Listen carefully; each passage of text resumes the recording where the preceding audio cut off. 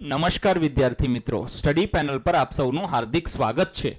આજના વિડીયોમાં આપણે ધોરણ 6 સામાજિક વિજ્ઞાનનું પ્રકરણ 6 ભારતીય સભ્યતાનો પ્રારંભ વિશે જોઈશું। જો વિદ્યાર્થી મિત્રો તમારે આ પાઠની પીડીએફ જોઈતી હોય તો તમે ડિસ્ક્રિપ્શન બોક્સમાં અમારી ટેલિગ્રામ ચેનલની લિંક આપેલી છે, ત્યાં જઈને તમે મેળવી શકો છો।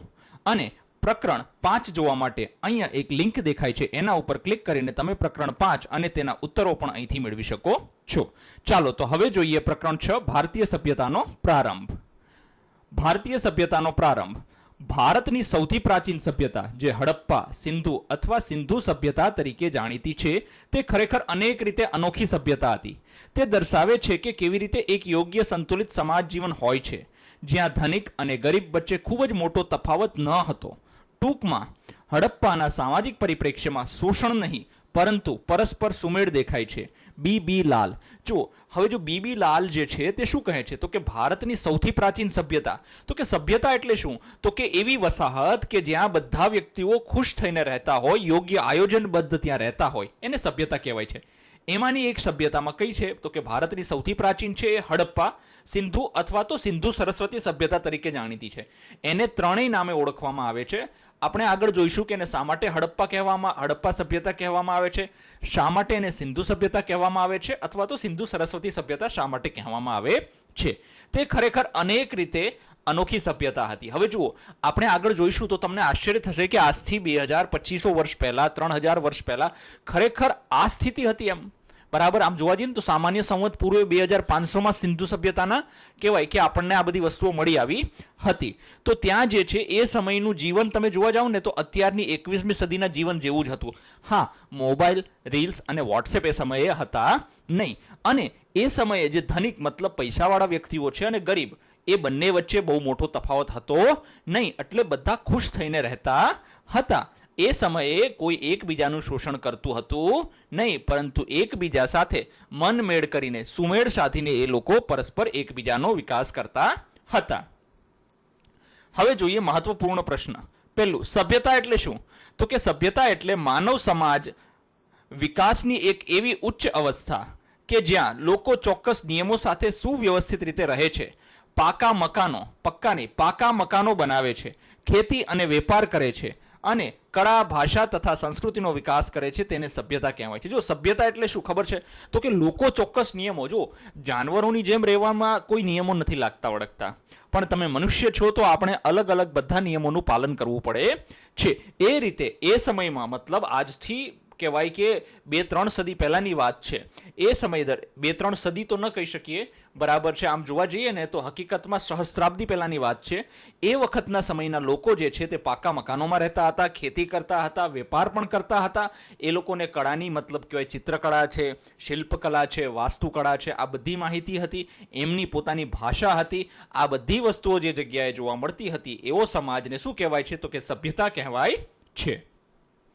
પછી બીજું, ભારતીય ઉપમહાદ્વીપની સૌથી પ્રાચીન સભ્યતા કઈ હતી તો કે જો ભારતની જો ઉપમહાદ્વીપ એટલે શું, એની અંદર અફઘાનિસ્તાન, બાંગ્લાદેશ, પાકિસ્તાન આ બધા આવી જાય છે, તો કે એ ભારતીય ઉપમહાદ્વીપની સૌથી પ્રાચીન સભ્યતાને હડપ્પા, સિંધુ અથવા તો સિંધુ સરસ્વતી સભ્યતા, જેને સિંધુ ખીણની સભ્યતા તરીકે પણ ઓળખવામાં આવે છે, એ હતી। મતલબ જો આ ત્રણેય નામ, આ ચારેય નામ છે, 1, 2, 3 અને આ સિંધુ ખીણની સભ્યતા, આ 4, આ બધા કહેવાય કે એક જ વસ્તુઓના, મતલબ કહેવાય કે એક જ સભ્યતાના નામ છે, એટલે અલગ અલગ નથી, આ 4 સભ્યતા અલગ નથી, એક જ સભ્યતા છે। પછી તેની મુખ્ય સિદ્ધિઓ કઈ હતી, એટલે કે હડપ્પા સભ્યતા હતી અથવા તો સિંધુ સરસ્વતી સભ્યતા છે, તેની મુખ્ય સિદ્ધિઓ કઈ હતી તો કે સૌથી પહેલા તો એની મુખ્ય સિદ્ધિ શું હતી તો કે આયોજનબદ્ધ નગર રચના। અત્યારે તમે જોવા જશો તો આધુનિક સમયમાં મોટા મોટા શહેરોમાં જે વ્યવસ્થિત રીતે કહેવાય કે કાટખૂણે શેરીઓ છે, કોમન પ્લોટ આપેલો હોય છે, પછી બાળકોને રમતગમત માટેના મેદાનો આપેલા હોય છે, બગીચાઓ આપેલા હોય છે, આવું બધી આયોજનબદ્ધ નગર રચના એ સમયે હતી। મકાનો, રસ્તાઓ અને શેરીઓ ખૂબ જ સુંદર અને વ્યવસ્થિત આયોજનવાળા હતા। પછી તો કે ઉત્તમ ગટર વ્યવસ્થા। જો આજના સમયમાં તમે જો ઘણા ગામડાઓમાં હજી ગટર વ્યવસ્થાઓ યોગ્ય નથી હોતી, એટલે ગટરનું પાણી જે છે તે શેરીઓમાં ફરતું હોય છે, પરંતુ એ સમયે જે હડપ્પા સભ્યતા હતી એ સમયે ગટર વ્યવસ્થા કેવી હતી તો કે ભૂગર્ભ ગટર વ્યવસ્થા હતી અને ઉત્તમ ગટર વ્યવસ્થા હતી। પછી તો કે જાહેર સ્નાનાગાર અને અન્ન ભંડારો. હવે જુઓ, જાહેર સ્નાનાગાર એટલે શું? જે અત્યારનું આપણે સ્વિમિંગ પુલ કહીએ છીએ ને એવું. તો કે મોહેંજો-દડોમાં મોટું સ્નાનાગાર અને અનાજ સંગ્રહવા માટેના ભંડારો મળી આવ્યા છે. અર્થાત એ સમયના લોકો પોતાનું અનાજ જે છે, ઉગાડેલું અનાજ, એમાં વધારે અનાજ જો થઈ ગયું હોય તો એને ક્યાં સંગ્રહવું, એને કેવી રીતે રાખવું, એ માટેના મોટા મોટા ભંડારો પણ આપણને એ સમયના મળી આવેલા છે. પછી કે વેપાર અને માપપટ્ટી. તો કે જો એ સમય દરમિયાન વેપાર પણ ખૂબ જ વિકસેલો હતો. આજનું જે ઈરાન છે, ઈરાક છે, ત્યાં સુધીનો વેપાર થતો હતો. વિદેશો સાથે આપણે દરિયાઈ વેપાર અને માપન માટે સમાન વજનિયા માપનનો ઉપયોગ કરતા હતા. તમને ખબર હોય તો આપણે જ્યારે શાકભાજીને એવું લેવા જઈએ ત્યારે 1 કિલોગ્રામ 2 કિલોગ્રામના વજનિયાનો ઉપયોગ જોયેલો છે. જોકે આજકાલ તો ડિજિટલ કાંટા આવી ગયા છે તો એનો ઉપયોગ થતો નથી, પણ ગામડાઓમાં હજી આ વસ્તુ આપણને જોવા મળે છે. તો એ વજનિયાઓનો એ સમયે ઉપયોગ થતો હતો કે ભાઈ યોગ્ય માપ. હાલાકી એ સમયે એવું કહી શકીએ કે કિલોગ્રામ ને એવા બધા માપનો તો ઉપયોગ નહીં થતો હોય, પણ હા, એ સમય દરમિયાન એક ચોક્કસ પ્રમાણ માપનો ઉપયોગ થતો હતો. પછી તો કે ધાતુ અને માટીની કળા. જો એ સમય દરમિયાન તાંબા કાંસાના વાસણો, મતલબ અત્યારે આપણે જો સ્ટીલના વાસણોનો ઉપયોગ કરીએ છીએ તો એ લોકો તાંબા કાંસાના વાસણો, શિલ્પો, મુદ્રાઓ એટલે સિક્કા અને રમકડા બનાવવાની ઉત્કૃષ્ટ કળાનો પણ એ સમયે ખૂબ જ સરસ વિકાસ થયો હતો. જેમ અત્યારે તમે પ્લાસ્ટિકના રમકડાઓથી રમો છો, ત્યાંના બાળકો જે છે તે માટીના રમકડાઓ અને આ અન્ય ધાતુઓમાંથી બનાવેલા રમકડાઓ રમતા હતા. તો તમને થશે કે એમાં શું નવી વાત છે, આપણે પણ રમીએ છીએ. અરે આજથી કહેવા જઈએ કે 2500 વર્ષ પહેલાની વાત કરીએ ને તો એ મતલબ સામાન્ય સંવત પૂર્વની વાત કરું છું. એ સમય દરમિયાન આવી કળા એ લોકો પાસે હતી જે અત્યારના સમયમાં આપણી પાસે છે. તો એ લોકો આપણા કરતાં કહેવાય કે વધારે ઉન્નત અને વધારે વિકસિત હતા એવું કહી શકાય છે.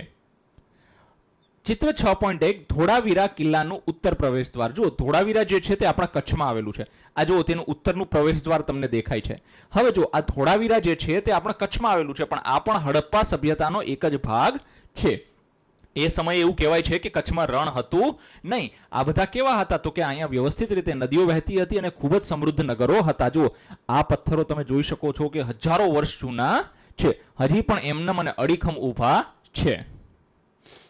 હવે જોઈએ સભ્યતા એટલે શું. તો કે પ્રકરણ 4ના અંતે આપણે જોયું કે કેવી રીતે મનુષ્યના શરૂઆતના સમૂહોએ એક જગ્યાએ રહેવાનું શરૂ કર્યું, ખેતી કરવા માંડી અને કેવી રીતે તેણે કેટલીક તકનીકો જેમ કે ભવન નિર્માણ, ધાતુશાસ્ત્ર, પરિવહન વિકસાવી ને સભ્યતાની દિશામાં આગળ વધ્યા. જો સભ્યતા એટલે શું હવે એ સમજવાનું છે. તો કે આપણે પ્રકરણ 4ની અંદર જોયું તે કે જૂના લોકો છે ને એ પહેલા શું કહેતા, છૂટાછવાયા રહેતા. પછી એમને ખબર પડી કે જો આપણે સમૂહ બનાવીને રહીશું તો આપણે સુરક્ષિત રહીશું. તો એ લોકો સમૂહ બનાવીને એક જગ્યાએ રહેવાનું શરૂઆત કરી. કેમ? તો કે એક જગ્યાએ ભટકતું જીવન જીવવામાં કોઈ મજા છે નહીં. તો એ લોકોએ ખેતી કરવા માંડી. હવે ખેતી તમે કરતા હોય તો તમારે લાંબા સમય સુધી એક જ જગ્યાએ રહેવું પડે ને. એટલે એ ખેતી કરવા માટે એ લોકોએ શું કર્યું? તો કે અલગ અલગ ટેકનિક વિકસાવી છે. એ ટેકનિકમાં એમને ભવન નિર્માણ એટલે મકાન નિર્માણ, ધાતુશાસ્ત્ર એટલે ધાતુઓનો કઈ રીતે ઉપયોગ કરો. તો કે જમીનની અંદરથી જુઓ બધી ધાતુ, સોનું આપણને, તમે જે સોનાના ઘરેણાઓ તમારા મમ્મી કે તમારા સગાવાલાઓ કે પપ્પા પહેરતા હોય એ સોનાના ઘરેણાઓ સીધા સ્વરૂપે આપણને કહેવાય કે જમીનમાંથી મળતા નથી. પણ સોનું જે છે તે આપણને અશુદ્ધ સ્વરૂપે કહેવાય કે એક પથ્થર જેવા આકારમાં આપણને મળે છે અને એ જે પથ્થર જેવો આકાર હોય છે એને ગાળીને એમાંથી શુદ્ધતા મેળવીને આપણે એને શુદ્ધ કરીને સોનાનો ઉપયોગ કરીએ છીએ. તો એ સમયના લોકો આ વસ્તુથી પરિચિત હતા. પછી તો કે આખરે સભ્યતા શું છે? સામાન્ય રીતે આ શબ્દનો ઉપયોગ માનવ સમાજના વિકસિત તબક્કા માટે થાય છે, જેને વધુ સ્પષ્ટ કરવા માટે અહીં આપણે વિચારીશું કે સભ્યતામાં ઓછામાં ઓછી નીચેની લાક્ષણિકતાઓ હોવી જોઈએ. જુઓ, સભ્યતા એટલે શું ખબર છે? તો કે વિકસિત માનવ સમાજ હોય ને એને સભ્યતા કહેવાય. વ્યવસ્થિત રીતે બધી વસ્તુઓનું આયોજન હોય ને એને સભ્યતા કહેવાય. હવે જો સભ્યતા હોવા માટે એમ કહેવાય છે કે નીચે આપણે જોઈશું અમુક લાક્ષણિકતાઓ. એ લાક્ષણિકતાઓ હોય એટલે આપણે કહેવાનું કે આ સમાજ જે છે એ સભ્ય સમાજ છે અને આ એક સભ્યતા છે. પહેલું, શાસન અને પ્રશાસનનું કોઈ સ્વરૂપ. જટિલ સમાજ અને તેના વિવિધ કાર્યોના વ્યવસ્થાપન માટે. જો શાસન એટલે શું ખબર છે? બધી વસ્તુઓ આપમેળે સરખી નથી થતી હોતી. એના માટે કોઈ એક કહેવાય કે મુખ્ય હોય છે, એનો કોઈ એક શાસન કરનાર વ્યક્તિ હોય છે અને એ વ્યક્તિની અંડરમાં કેટલા બધા બીજા લોકો પણ કામ કરતા હોય છે અને વ્યવસ્થિત રીતે કોઈ પણ શહેરનું શાસન ચાલતું હોય છે. આધુનિક સમયમાં આપણે જોઈએ તો તમને ખબર હોય તો આપણી ગુજરાત સરકારની જ વાત કરીએ તો ગુજરાત સરકારમાં જે મુખ્યમંત્રી હોય છે તેની અંતર્ગત ઘણા બધા મંત્રીઓ આવે છે અને કેટલા બધા ધારાસભ્ય આવે છે. આ બધા ભેગા થઈને ગુજરાતનું શાસન ચલાવે છે. પછી તો કે શહેરીકરણ એટલે કે નગર આયોજન. નગર આયોજન શહેરોનો વિકાસ અને તેનું સંચાલન જે સામાન્ય રીતે પાણી પુરવઠો અને ગટર વ્યવસ્થાનો સમાવેશ થાય છે. જો શહેરીકરણ એટલે શું ખબર છે? આપણા બધા ગામડામાં જે લોકો રહીએ છીએ ને એમને ખરેખર એવો મોહ હોય કે અમે શહેરમાં રહેતા હોત તો સારું હતું. અરે ભાઈ, શહેરમાં ખરેખર બહુ તકલીફ છે. ગામડામાં જેવી મજા છે ને એવી શહેરમાં મજા છે નહીં. તો જો શહેરીકરણ એટલે શું? તો કે બધી સોસાયટીઓ વ્યવસ્થિત રીતે હોય, બરાબર છે, રસ્તાઓનો યોગ્ય વિકાસ થયો હોય, તમારી આ કહેવાય કે ઘરની આસપાસ કોઈ પણ વસ્તુ કાંઈ થઈ હોય, જેમ કે ગટર ઉભરાણી હોય, કોઈ જાનવર મરી ગયું હોય, તો તમે કોર્પોરેશનમાં ફોન કરો તો તરત ત્યાંના માણસો આવીને એ વસ્તુનો નિકાલ કરી જાય છે. તો આ જે છે, પાણી તમારે ન આવતું હોય તો તમે ફરિયાદ કરી શકો છો. ગટર વ્યવસ્થાનો કોઈ પ્રશ્ન હોય તો એ સમય દરમિયાન એમ કહેવાય છે કે સુવ્યવસ્થિત શહેરીકરણ અને નગર આયોજન કરવામાં આવેલું હતું. પછી છે વિવિધ પ્રકારની હસ્તકલા. તો કે હસ્તકલા એટલે શું છે? તો કે કાચા માલ જેમ કે પથ્થર અને ધાતુ અને તૈયાર માલ જેમ કે આભૂષણ અને ઓજારો સાધનોનું ઉત્પાદન. હવે જો એમ કહે છે કે હસ્તકલા એટલે શું? તો કે કાચો માલ મતલબ પથ્થર અને ધાતુ, એમાંથી તમારે કહેવાય કે આકાર દઈને કંઈક નવી વસ્તુ બનાવવી હોય તો એ હસ્તકલા કહેવાય છે. બીજું કે એમાંથી તૈયાર માલ એટલે એ કહેવાય કે ધાતુમાંથી તમે શું બનાવ્યા? તો કે આભૂષણ પહેરવા માટે બનાવ્યા. પછી લોખંડ હોય તો લોખંડમાંથી ઓજારો બનાવ્યા. તો કે ઓજાર શા માટે હોય? તો કે ઓજાર જે છે એ આપણને ખેતી કરવા માટે આપણે હળ જોઈએ એ ઓજાર કહેવાય. ત્રિકમ, પાવડો, કોદાળી આ બધા શું કહેવાય? ઓજારો કહેવાય છે. એનું ઉત્પાદન પણ એ લોકો એ સમયે કરતા હતા. પછી છે વેપાર વાણિજ્ય. તો કે તમામ પ્રકારની વસ્તુઓની આપલે માટે આંતરિક એક નગર કે વિસ્તારની અંદર અને બાહ્ય દૂરના કે વિશ્વના અન્ય ભાગો સાથે વેપાર. જો હવે સૌથી મોટું તમે જોવા જાઓ ને તો વેપાર બહુ મહત્વનું છે. કેમ? તો કે વેપારથી શું થશે? તો કે બહારના લોકો જે છે તે તમારે ત્યાંની વસ્તુઓ લઈ જશે અને તમને એ શું આપશે? તો કે પૈસા આપશે, રૂપિયા આપશે, મુદ્રા આપશે અને તમને ત્યાંની વસ્તુઓ પણ ખરીદવા મળશે. તો આ જે છે તે આંતરિક આપલે, આંતરિક એટલે નગરની અંદર જ એકબીજા લોકો સાથે આપલે કરતા. બીજું બાહ્ય એટલે દૂરના ઘણા જે બીજા દેશોના લોકો પણ એ સમય દરમિયાન અહીંયા વેપાર માટે આવતા હતા. પછી છે લખાણનું કોઈ સ્વરૂપ. તો જોવા જઈએ તો રેકર્ડ દસ્તાવેજ રાખવા અને સંવાદ સ્થાપવા માટે જરૂરી છે. હવે જો કોઈ પણ વસ્તુ લખાણ સ્વરૂપે હોવી એ ખૂબ જ જરૂરી છે. કારણ તમને ખબર હોય તો આપણું જે બંધારણ છે, આપણે આગળના પ્રકરણમાં બંધારણ વિશે પણ સમજીશું. હવે બંધારણ છે એની અંદર બધું લખેલું છે. શું લખેલું છે? કે ભાઈ સંસદ કઈ રીતે કામ કરશે, વિધાનસભા કઈ રીતે કામ કરશે. જેમ આપણા ઘરનું કોઈ ભલે બંધારણ નથી હોતું પણ એના નિયમો ફિક્સ હોય છે. શું? કે દર મહિને 1 તારીખ આવે એટલે પપ્પા પગાર લઈ આવે, અથવા તો જો ખેતી કરતા હોય તો આપણે જે છે તે આપણી જે જરૂરિયાતનું કરિયાણું છે આ તે વસ્તુ દર મહિને જેમ જેમ જરૂર પડતી હોય તેમ આપણે લાવતા હોય. એવી રીતે આ બધી વસ્તુઓ જે છે તે લખાણ સ્વરૂપે રાખવામાં આવતી હતી. પછી છે સાંસ્કૃતિક વિચારો. તો કે સાંસ્કૃતિક વિચારો કલા, સ્થાપત્ય, સાહિત્ય, મૌખિક પરંપરાઓ અને સામાજિક રીત રિવાજોના માધ્યમથી જીવન અને વિશ્વની અભિવ્યક્તિ. હવે જુઓ, સાંસ્કૃતિક વિચારો એટલે શું છે? એક રીતે જોવા જઈએ કલા, તો કે કળાની અંદર ચિત્રકળા પણ આવી જાય, કહેવાય કે સ્થાપત્ય કલા પણ આવી જાય છે, શિલ્પકળા પણ આવી જાય છે. બધા જ પ્રકારની અલગ અલગ વિવિધ કલાઓ આવી જાય છે. હવે જુઓ, સાહિત્ય, મૌખિક પરંપરાઓ, સામાજિક રીત રિવાજોથી આ છે ને એકબીજાના વિચારોને બીજા સાથે, જો તમે કંઈક નવી વસ્તુ લખી હોય, બનાવી હોય, એ તમે બીજા સુધી પહોંચાડો તો તમને શું થાય? તો કે એ વ્યક્તિ તમારી કદર કરશે, તમારાથી કંઈક નવું શીખશે.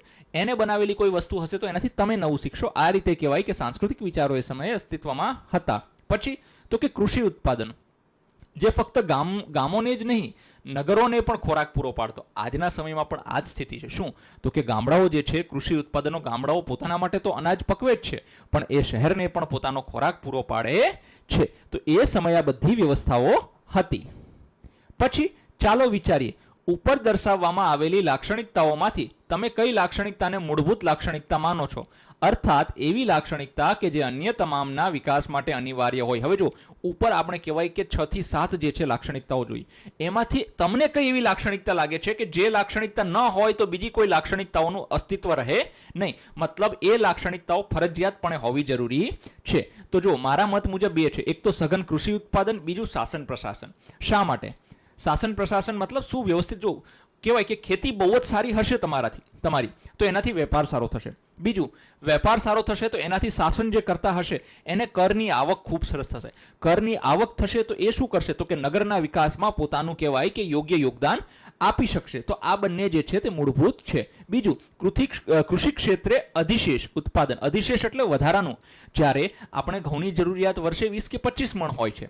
તમે માનો કે તમારા ખેતરમાં તમે ઘઉં વાવ્યા અને 500 મણ ઘઉં થયા, તો એ બધા ઘઉં કાંઈ આપણે રાખવાના થતા નથી. આપણે શું કરીશું? એને વેચી દઈશું, જેથી કરીને આપણને બીજી વસ્તુઓ મળી રહે. તો એ સમય દરમિયાન એમ કહેવાય કે જે આ બધી વસ્તુઓ જે વધારાની હતી એને એ લોકો શું કરતા? તો કે રાખતા, વ્યવસ્થિત રીતે કહેવાય કે સંગ્રહ કરીને રાખતા અને જરૂર પડે તેનો વેપાર કરતા અને બીજી રીતે એની કહેવાય કે આર્થિક તંગીઓને દૂર કરતા હતા. પછી ચાલો શોધીએ, ઉપરની યાદીમાંની દરેક લાક્ષણિકતા માટે શું તમે આવા સમાજમાં અસ્તિત્વ ધરાવતા વ્યવસાયિકો અને આવા સમાજમાં અસ્તિત્વ ધરાવતા વ્યવસાયિકો અને વ્યવસાયોની યાદી બનાવી શકો છો? હવે જો આપણે લાક્ષણિકતાઓ જોઈ, એના ઉપરથી શું આપણને અંદાજો આવે છે કે એ સમય દરમિયાન લોકો કઈ કઈ નોકરી કરતા હશે, કયા કયા વ્યવસાયો કરતા હશે? તો કે હા, આપણે મનાવી તો કે શાસન પ્રશાસનમાં કોણ હશે? તો કે શાસકો હશે, અધિકારીઓ હશે, મંત્રીઓ હશે, કર ઉઘરાવનારા, બરાબર છે. તો કે એનું કામ શું હોય? તો કે વહીવટ કરવો, નિયમો બનાવવા, શાંતિ સુરક્ષા જાળવવી અને કર ઉઘરાવવો. જુઓ, કર ખૂબ જ જરૂરી છે, કારણ કે કર વગર કોઈ પણ રાજ્ય ચાલી શકે નહીં. પછી તો કે નગર આયોજન અને શહેરીકરણમાં તો કે કડિયા, મજૂર, ઇજનેરો. તો કે ઇજનેરની જરૂર, હા, તમે જોઈશું કે આપણે જ્યારે નગર આયોજન જોઈશું ને ત્યારે આપણને ખબર પડશે કે હડપ્પાના જે નગરો હતા, ધોળાવીરાના જે નગરો હતા, એના ઉપરથી આપણને ખબર પડશે કે આજના સમયના ઇજનેરો માટે પણ આ બધું બનાવવું ખૂબ જ અઘરું છે. તો એ સમયે 100% ઇજનેરો હશે. એ શું કામ કરશે? તો કે પાકી ઈંટોના મકાનો છે, કિલ્લેબંધી છે, ગટર વ્યવસ્થા, આ બધાનું વ્યવસ્થિત આયોજન કરશે. પછી સઘન કૃષિ ઉત્પાદન એટલે એના સાથે કોણ વ્યવસાયકારો જોડાયેલા છે? તો કે ખેડૂતો છે, પશુપાલકો છે, સિંચાઈ નિષ્ણાંતો. જો સિંચાઈ નિષ્ણાંત એટલે શું? તો કે જો જમીનમાં જે છે તે વ્યવસ્થિત જો તમે પાણી એને પીવડાવવામાં આવે, મતલબ સિંચાઈ કહેવાય કે વ્યવસ્થિત રીતે હોય તો શું થાય? આપણે ખેત ઉત્પાદો છે તે વ્યવસ્થિત રીતે આપણને વધારે મળે, પાક સારો થાય. તો એ માટે શું સિંચાઈ નિષ્ણાંતો પણ એ વખતે હશે. પછી તો કે વિવિધ હસ્તકલાઓ. તો કે હસ્તકલાઓમાં કોણ કોણ કરતા? તો કે કુંભાર, જે માટલા માટે ધાતુશાસ્ત્રીઓ જેને કંસારા કહીએ છીએ, સોની, મણકા બનાવનારા, વણકરો, આ બધા જે છે તે પોતપોતાના વ્યવસાયોમાં કહેવાય કે વ્યવસ્થિત રીતે કામ કરતા હતા. પછી છે આંતરિક અને બાહ્ય વ્યાપાર. તો કે વ્યાપારમાં કોણ હોય? તો કે વ્યાપારીઓ હોય, વણજારાઓ હોય, નાવિક, બંદરના કર્મચારીઓ. જો એ સમયે આપણને એમ થશે કે અત્યારે બંદર છે તો આજથી કહેવાય કે 3-3.5 હજાર વર્ષ પહેલા શું બંદર હતું? હા, 100% બંદર હતા. આપણું લોથલ ગુજરાતમાં જે અમદાવાદ જિલ્લામાં આવેલું છે એ કહેવાય કે સૌથી અત્યાધુનિક એ સમયનું બંદર હતું. પછી તો કે લખાણ, લિપિ અને મોહરો. તો કે એ સમય દરમિયાન લિપિકારો હતા અને શિલ્પીઓ હતા. તો કે શા માટે? જો કોઈ પણ વસ્તુ નક્કી કરવામાં આવે, કોઈના પણ ભાવ નક્કી કરવામાં આવે તો એના કહેવાય કે દસ્તાવેજ બનાવવામાં આવે છે. એટલે દસ્તાવેજ એટલે એને કાગળ સ્વરૂપે વ્યવસ્થિત લખવામાં આવે છે. તો એ માટે શિલ્પીઓ અને લિપિકારો ખાસ જરૂર પડે છે. એ શું બનાવે? તો કે સિક્કા બનાવે. માનો કે કોઈએ પોતાનો કર ચૂકવી દીધો છે તો એને એક કાગળમાં કે એ સમય તો કાગળ નહોતા, એ સમયે એને સિક્કો મારીને તામ્રપત્રમાં આપી દેવામાં આવે તો ખબર પડે કે આ વ્યક્તિએ કર ચૂકવી દીધો છે, હવે આની પાસેથી વધારાનો કોઈ કર લેવામાં આવવો ન જોઈએ. પછી જે સાંસ્કૃતિક અને ધાર્મિક વિચારો, તો કે પુરોહિતો, મૂર્તિકારો, આ બધા જે છે તે કહેવાય કે ધાર્મિક વિધિઓમાં છે. પછી મૂર્તિ બનાવવી ભગવાનની, આની, બરાબર, વિવિધ દેવતાઓની. તો એના માટે પણ કહેવાય કે એ લોકો ત્યાં અલગ વ્યવસાયો કરતા હતા. આજે વિશ્વના મોટા ભાગના સમાજોમાં આ તમામ લાક્ષણિકતાઓ સરળતાથી જોઈ શકાય છે. જે રીતે આપણે સભ્યતાની વ્યાખ્યા કરી છે તે અર્થમાં સભ્યતાનો પ્રારંભ ક્યારે થયો? હવે જુઓ, આપણે શું હોય કે આજના સમાજમાં લાક્ષણિકતાઓ દેખાય, અરે આજથી 3500 વર્ષ પહેલા આ બધી લાક્ષણિકતાઓ હતી, પણ હકીકતમાં આપણે એનું વ્યવસ્થિત કહેવાય કે ક્યારેય અભ્યાસ કર્યો નહીં. બરાબર છે, આપણને ખબર જ નથી. હકીકતમાં અંગ્રેજોને નથી ખબર. આપણે આગળ વાર્તા જોઈશું કે અંગ્રેજોને કઈ રીતે ખબર પડી. હવે જુઓ, આ સભ્યતા જે છે તે એનો પ્રારંભ ક્યારે થયો હતો એ જાણીએ. તો કે વિશ્વના વિવિધ વિસ્તારોમાં અલગ અલગ સમયગાળામાં સભ્યતાનો પ્રારંભ થયો. તે વિસ્તાર જે મેસોપોટેમિયા, આધુનિક ઈરાક અને સિરિયા તરીકે ઓળખાય છે, ત્યાં લગભગ 6000 વર્ષ પહેલા સભ્યતાનો પ્રારંભ થયો હતો અને તેની થોડી સદીઓ પછી પ્રાચીન ઇજિપ્તમાં સભ્યતાનો પ્રારંભ થયો હતો. જો સભ્યતા એવું નથી કે ભારતમાં જ એક કહેવાય કે સિંધુ ખીણની સભ્યતા થઈ, ના, વિશ્વના અનેક ભાગોમાં પણ ખૂબ જ વિકસિત સભ્યતાઓ અસ્તિત્વમાં હતી. જેમ કે મેસોપોટેમિયા વિસ્તાર છે, તો કે મેસોપોટેમિયા ક્યાં આવ્યો? તો કે મેસોપોટેમિયા જે છે તે હાલનું ઈરાક જે છે, સિરિયા છે, તેને મેસોપોટેમિયા તરીકે ઓળખાતો હતો. તો કે ત્યાં લગભગ આજથી 6000 વર્ષ પહેલા સભ્યતાનો પ્રારંભ થયો હતો. હવે એમ કહેવાય છે કે ત્યાં જે છે એના થોડાક સમય પછી ઇજિપ્તમાં બરાબર છે એક સભ્યતાનો પ્રારંભ થયો હતો. તમે આ સભ્યતાઓ અને અન્ય સભ્યતાઓ વિશે આગળના ધોરણમાં શીખશો. સાચા અર્થમાં પ્રાચીન સભ્યતાઓના મોટા યોગદાન અને પ્રગતિના કારણે જ માનવજાત આજે વર્તમાનની સ્થિતિમાં પહોંચી છે. જુઓ, એ સમયની સભ્યતાઓ એટલી બધી વિકસિત હતી, એના કારણે જ માનવ જીવનનો આટલો સરસ અને અત્યાર સુધીનો જે વિકાસ આપણે જોયો તે થયો છે. પછી હવે આપણે માત્ર ભારતીય ઉપખંડ અને તેની ઉત્તર પશ્ચિમ વિસ્તારમાં નજર નાખીશું, જ્યાંથી આપણે વાર્તાનો પ્રારંભ થાય છે. હવે જુઓ, આ બધું જુઓ, આ મેસોપોટેમિયા છે, લગભગ એ કહેવાય કે 4000 સામાન્ય સંવત પૂર્વે હતી. પછી ઇજિપ્તની સભ્યતા છે લગભગ 3000. પછી જુઓ સિંધુ ખીણની સભ્યતા, તો કે આજથી લગભગ તમે ગણી લો ને કે 2000 અને બીજા 2500 ગણી લો, એટલે અંદાજિત તમે ગણશો ને કે સામાન્ય સંવત કહેવાય કે સામાન્ય સંવત 2500 આસપાસ એની શરૂઆત થઈ હતી. હવે જો અહીંયા લખ્યું છે સામાન્ય સંવત 2600, જોયું આ લખ્યું છે. સિંધુ સરસ્વતી સભ્યતાનો સમયગાળો દર્શાવતી સમય રેખા આશરે 2600 સામાન્ય સંવત પૂર્વે, મતલબ 2000 અત્યારે તો 2026 ચાલે છે અને 2600 જૂના, એટલે તમે ગણો ને 4600 વર્ષ જૂની ભારતમાં આવી સરસ સભ્યતા હતી. ગામથી શહેર સુધી જુઓ, એ સમયમાં જે છે તે લોકો શું મતલબ કહેવાય કે એ સમયમાં પણ ગામડા હતા અને મોટા શહેરો હતા. પંજાબ આજે ભારત અને પાકિસ્તાન વચ્ચે વિભાજિત છે.